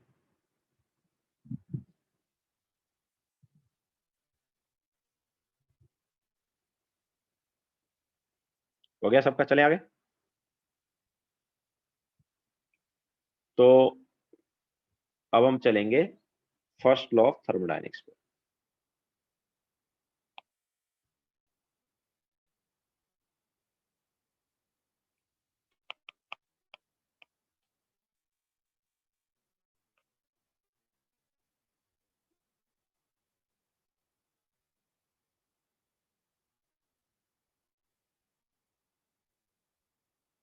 फर्स्ट लॉ ऑफ थर्मोडायनेमिक्स, ठीक है, ये एनर्जी कंजर्वेशन वाला लॉ भी है। जीरो लॉ भी होता है, उसका कोई ज्यादा इंपॉर्टेंस है नहीं। तनिष एब्सोल्यूट क्यों नहीं निकाल सकते, क्योंकि हमारे पास बहुत सारी एनर्जी टर्म्स है, सबका वैल्यू नहीं निकाला जा सकता। हाँ, फर्स्ट लॉ ऑफ थर्मोडायनेमिक्स जो है, हाँ हाँ, कोई बोल रहा था जीरो लॉ भी है, हाँ जीरो लॉ भी है, तो जीरो लॉ तो फालतू का है, मतलब जैसे वो क्या बोलता है कि एब्सोल्यूट मतलब एग्जैक्ट, तनिष। हाँ, तो जीरो मतलब क्या बोलता है कि ए एंड बी जो है आपस में थर्मल इक्विलिब्रियम में, थर्मल इक्विलिब्रियम मतलब दोनों का टेम्परेचर सेम है, और ए और सी जो है वो भी थर्मल इक्विलिब्रियम में, मतलब ए और सी का टेम्परेचर सेम है, तो वो बोलता है कि बी और सी का भी सेम होगा। तो ये तो फालतू का ही हुआ ना यार, तो ज्यादा मतलब है नहीं। ठीक है, सो जीरोथ लॉ जो है वो ये है कि यार अगर ए और बी का सेम है टेम्परेचर, एंड ए और सी का सेम है, तो बी और सी का भी सेम होगा, दिस इज जीरो। ठीक है, सो फालतू कर लो। हाँ, तो फर्स्ट लॉ ऑफ थर्मोडायनेमिक्स जो है वो एनर्जी कंजर्वेशन वाला है। ठीक है, तो इसके अकॉर्डिंग गणेश, जब मैंने बोला जीरो फ्लो फालतू का है, इसका मतलब ऑब्वियसली इंपॉर्टेंट नहीं है ना।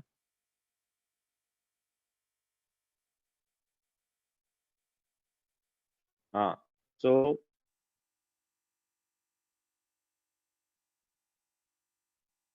इसके अकॉर्डिंग मतलब इसको हम क्या बोलते हैं, एनर्जी कंजर्वेशन वाला लॉ भी बोलते हैं फर्स्ट लॉ को। तो according to this,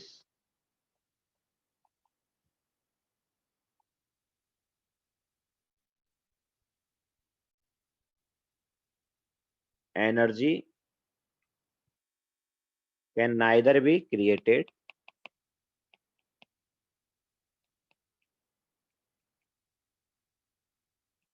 nor be destroyed,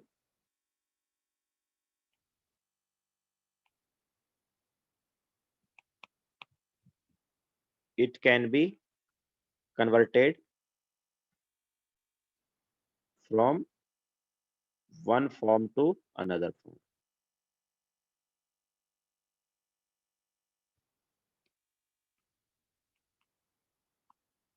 ठीक है, तो this is first law of thermodynamics या एनर्जी कंजर्वेशन वाला लॉ। नाउ इसका मैथमेटिकल फॉर्म क्या है, तो देखो ऐसा है, हमारे पास एक कोई सिस्टम था, सिस्टम का initial internal energy you, initial internal energy क्या था उसका, U1 था, उसको हमने Q हीट दिया, उस पर W वर्क किया, Q हीट दिया, उस पर क्या W वर्क किया, तो अभी उसका इंटरनल एनर्जी हो गया U2, उसका इंटरनल एनर्जी क्या हो गया, U2 हो गया मान लो। तो वो U2 क्या होगा बताओ, देखो U1 पहले हमारे पास इंटरनल एनर्जी था ना, फिर हमने क्या किया, उसको Q हीट दिया, तो heat given to the system है, ठीक है, this is system and this is surrounding. तो पहले उसका U1 इंटरनल एनर्जी था, फिर हमने क्या किया, उसको Q हीट दे दिया, ठीक है, हीट सिस्टम को दिया, तो उसका एनर्जी और कितना बढ़ गया,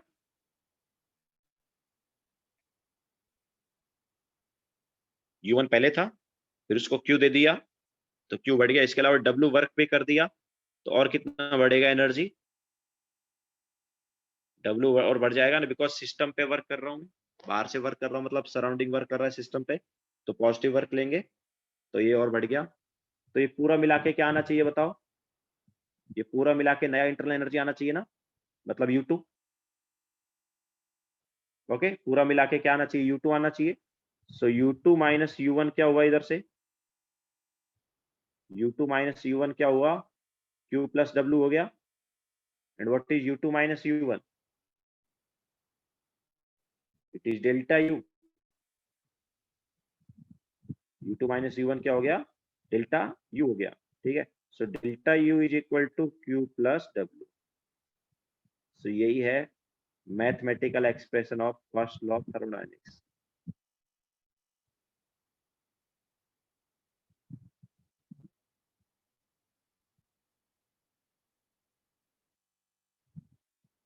पहले इंटरनल एनर्जी था सिस्टम का U1, फिर हमने उसको Q हीट दे दिया।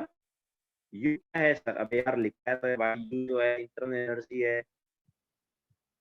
निर्वेद ध्यान से देखा करो, इंटरनल एनर्जी को U और E से रिप्रेजेंट कर सकते हैं ना,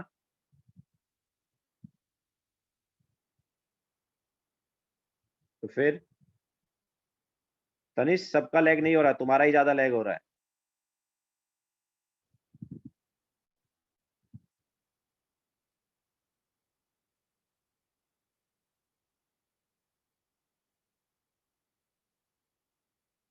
तो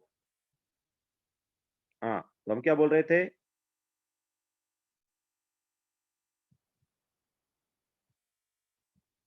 कि हमारे पास जो इंटरनल एनर्जी इनिशियली है वो U1 है, ठीक है, फिर हमने क्या किया, उसको Q हीट दिया, तो इसलिए उसका एनर्जी बढ़ गया ना, तो कितना बढ़ गया एनर्जी, U1 प्लस Q हो गया। इसके अलावा उस पर W वर्क भी कर दिया, W क्या कर दिया, वर्क कर दिया। अब वर्क किसने किया, सराउंडिंग ने सिस्टम पे किया, ठीक है, तो पॉजिटिव वर्क ले लिया मैंने, तो अभी हमारे पास इतना एनर्जी और बढ़ गया। तो ये पूरा एनर्जी मिला के नया एनर्जी आना चाहिए ना, U1 पहले का एनर्जी, इसके अलावा Q प्लस W जो है और एनर्जी आ गया, तो अभी पूरा मिला के नया एनर्जी होना चाहिए, जिसको हमने U2 लिख दिया।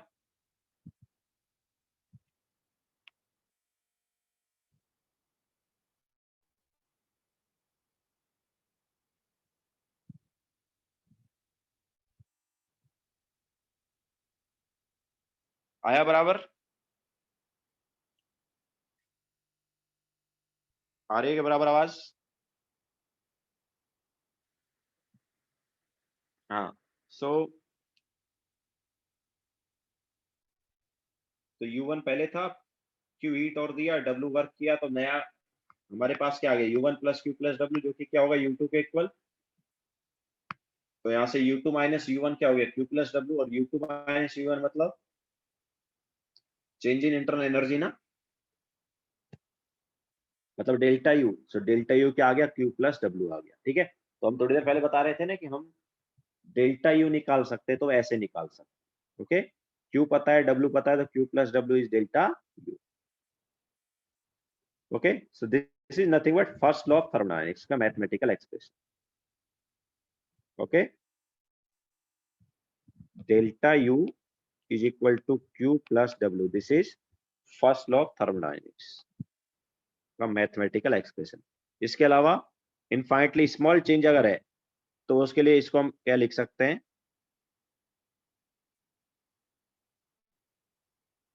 इसके लिए हम इनफाइनाइटली स्मॉल चेंज के लिए इसको du is equal to dq plus dw लिख सकते हैं। ठीक है, दोनों बराबर हैं, so delta u is equal to q plus w या du is equal to dq plus dw।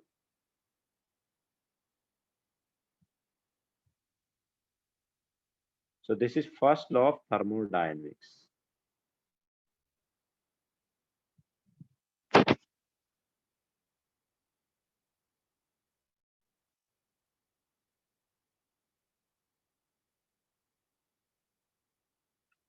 ये इक्वेशन तनिष हमने एनर्जी कंजर्वेशन वाले के हिसाब से ही बनाई है। हमने क्या बोला, एनर्जी कंजर्वेशन होता है, तो हमने एनर्जी को कंजर्व ही किया है, और उसको कंजर्व करने के बाद में हमारे पास ये इक्वेशन आई है, और ये इक्वेशन जो है ये मैथमेटिकल एक्सप्रेशन हो जाता है फर्स्ट लॉ ऑफ थर्मोडायनेमिक्स का। हाँ सिद्धार्थ, बाकी तरीके से भी वर्क हो सकता है, बट अभी हम जब थर्मोडायनेमिक्स में वर्क की बात करेंगे तो हम पीवी वर्क की बात करेंगे। ओके, पीवी वर्क मतलब वॉल्यूम चेंज की वजह से वर्क। निर्वेद, इस लॉ को एनर्जी कंजर्वेशन वाला लॉ भी बोलते हैं।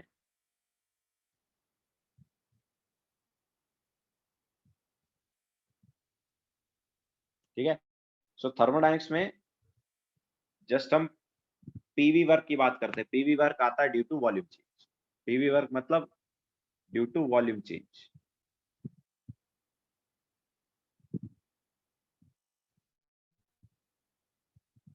ठीक है, बाकी किसी वर्क की यहाँ पर हम बात नहीं कर रहे।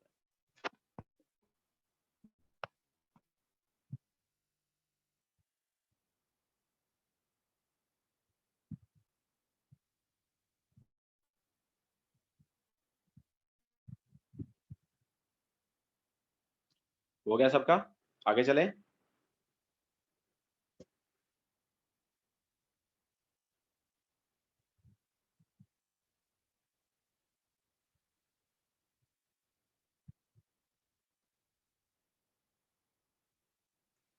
पीवी वर्क मतलब वॉल्यूम चेंज वाला वर्क यार।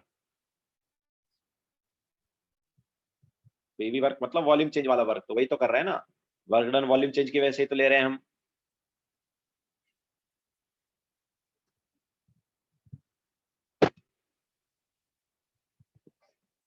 ठीक है, चलो आगे चलते हैं। अब क्वेश्चन लिखो।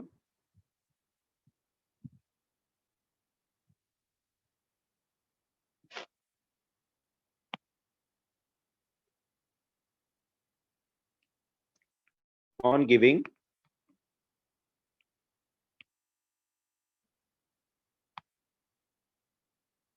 30 joule of heat to system, work done by it is 20 joule. Determine delta U. On giving 30 joule of heat to system, work done by it is 20 joule. Determine delta U.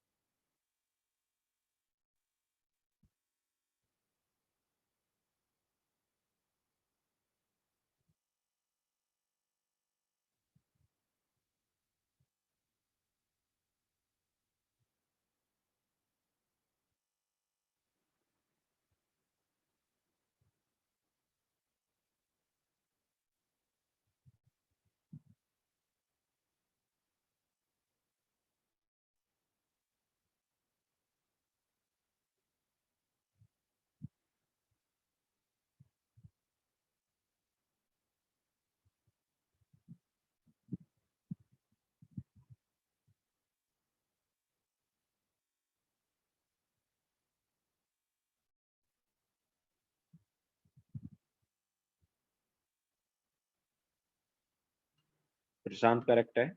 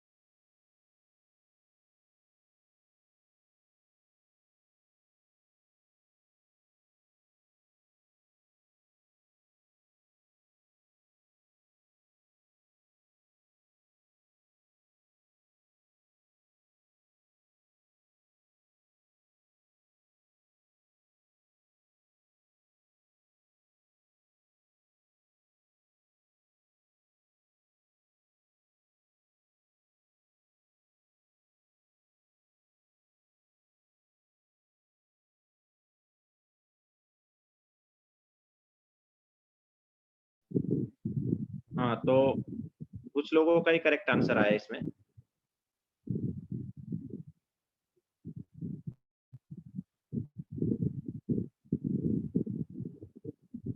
Varun का correct है, सिद्धार्थ का बाद में correct आ गया है, पहले सिद्धार्थ का wrong था। तो निर्वेद का भी, तो स्टार्टिंग में मैक्सिमम का रॉन्ग ही आ रहा था। तो देखो क्या है, on giving 30 joule of heat to system, तो साइन कन्वेंशन इंपॉर्टेंट है। On giving 30 joule of heat to system, तो W क्या लेंगे, +30 लेंगे। क्यों? क्योंकि हमने सिस्टम को हीट दिया है। वर्क डन, सॉरी W नहीं, रॉन्ग लिखा, Q की बात हो रही है। तो सिस्टम को हीट दिया है तो +30 लेंगे, ठीक है। हीट जो है वो +30 है। इसके अलावा W जो है work done by the system है, वर्क डन बाय इट, ठीक है। वर्क डन बाय इट मतलब, बाय इट मतलब सिस्टम, तो work done by the system है तो 20 है। तो work done by the system क्या लिया जाता है, नेगेटिव लिया जाता है ना, ठीक है। Work done by the system क्या लिया जाता है, नेगेटिव, तो इसको लेंगे -20, ओके। तो work done by the system is -20 and heat is 30, तो डेल्टा यू क्या आएगा, delta U is Q plus W, and what is Q, 30, what is W, -20। सो अपने पास डेल्टा यू क्या आया, 10 आ गया, ओके। क्लियर है सभी को?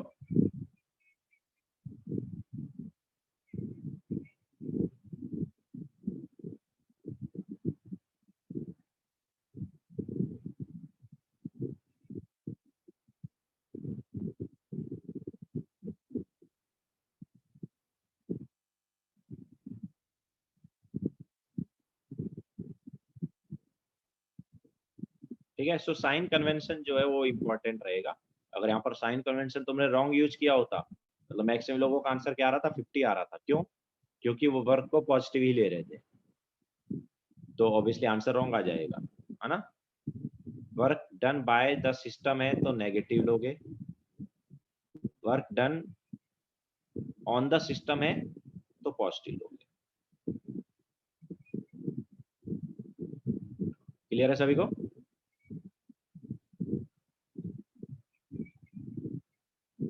Yes Tanish, work done by the system on the surrounding है मतलब negative, and work done by the surrounding है, work done by the surrounding किस पे होगा, सिस्टम पे होगा, तो पॉजिटिव। क्योंकि अभी अच्छा, ये वर्क का जो साइन कन्वेंशन है केमिस्ट्री और फिजिक्स में उल्टा है, ठीक है। केमिस्ट्री में हम work done on the system क्या लेते हैं, पॉजिटिव लेते हैं, बट फिजिक्स में इसी को नेगेटिव लिया जाता है, ठीक है। तो उल्टा है, क्योंकि केमिस्ट्री में हम सराउंडिंग के रेस्पेक्ट में बात कर रहे होते हैं और फिजिक्स में सिस्टम के रेस्पेक्ट में कर रहे होते हैं, इसलिए उल्टा है। केमिस्ट्री में सराउंडिंग वर्क कर रहा है और फिजिक्स में सिस्टम वर्क कर रहा है, तो उल्टा है साइन कन्वेंशन, ओके। सो आज फिर इतना ही करते हैं, क्योंकि 10 बजे तक ही लेक्चर है, नेक्स्ट टॉपिक हो नहीं पाएगा, ओके। सो एक बार फिर से रिवाइज कर लो जो हमने पढ़ा है, एंड नेक्स्ट लेक्चर में आगे कंटिन्यू करेंगे, ठीक है। तो एंड करते हैं लेक्चर, बाय।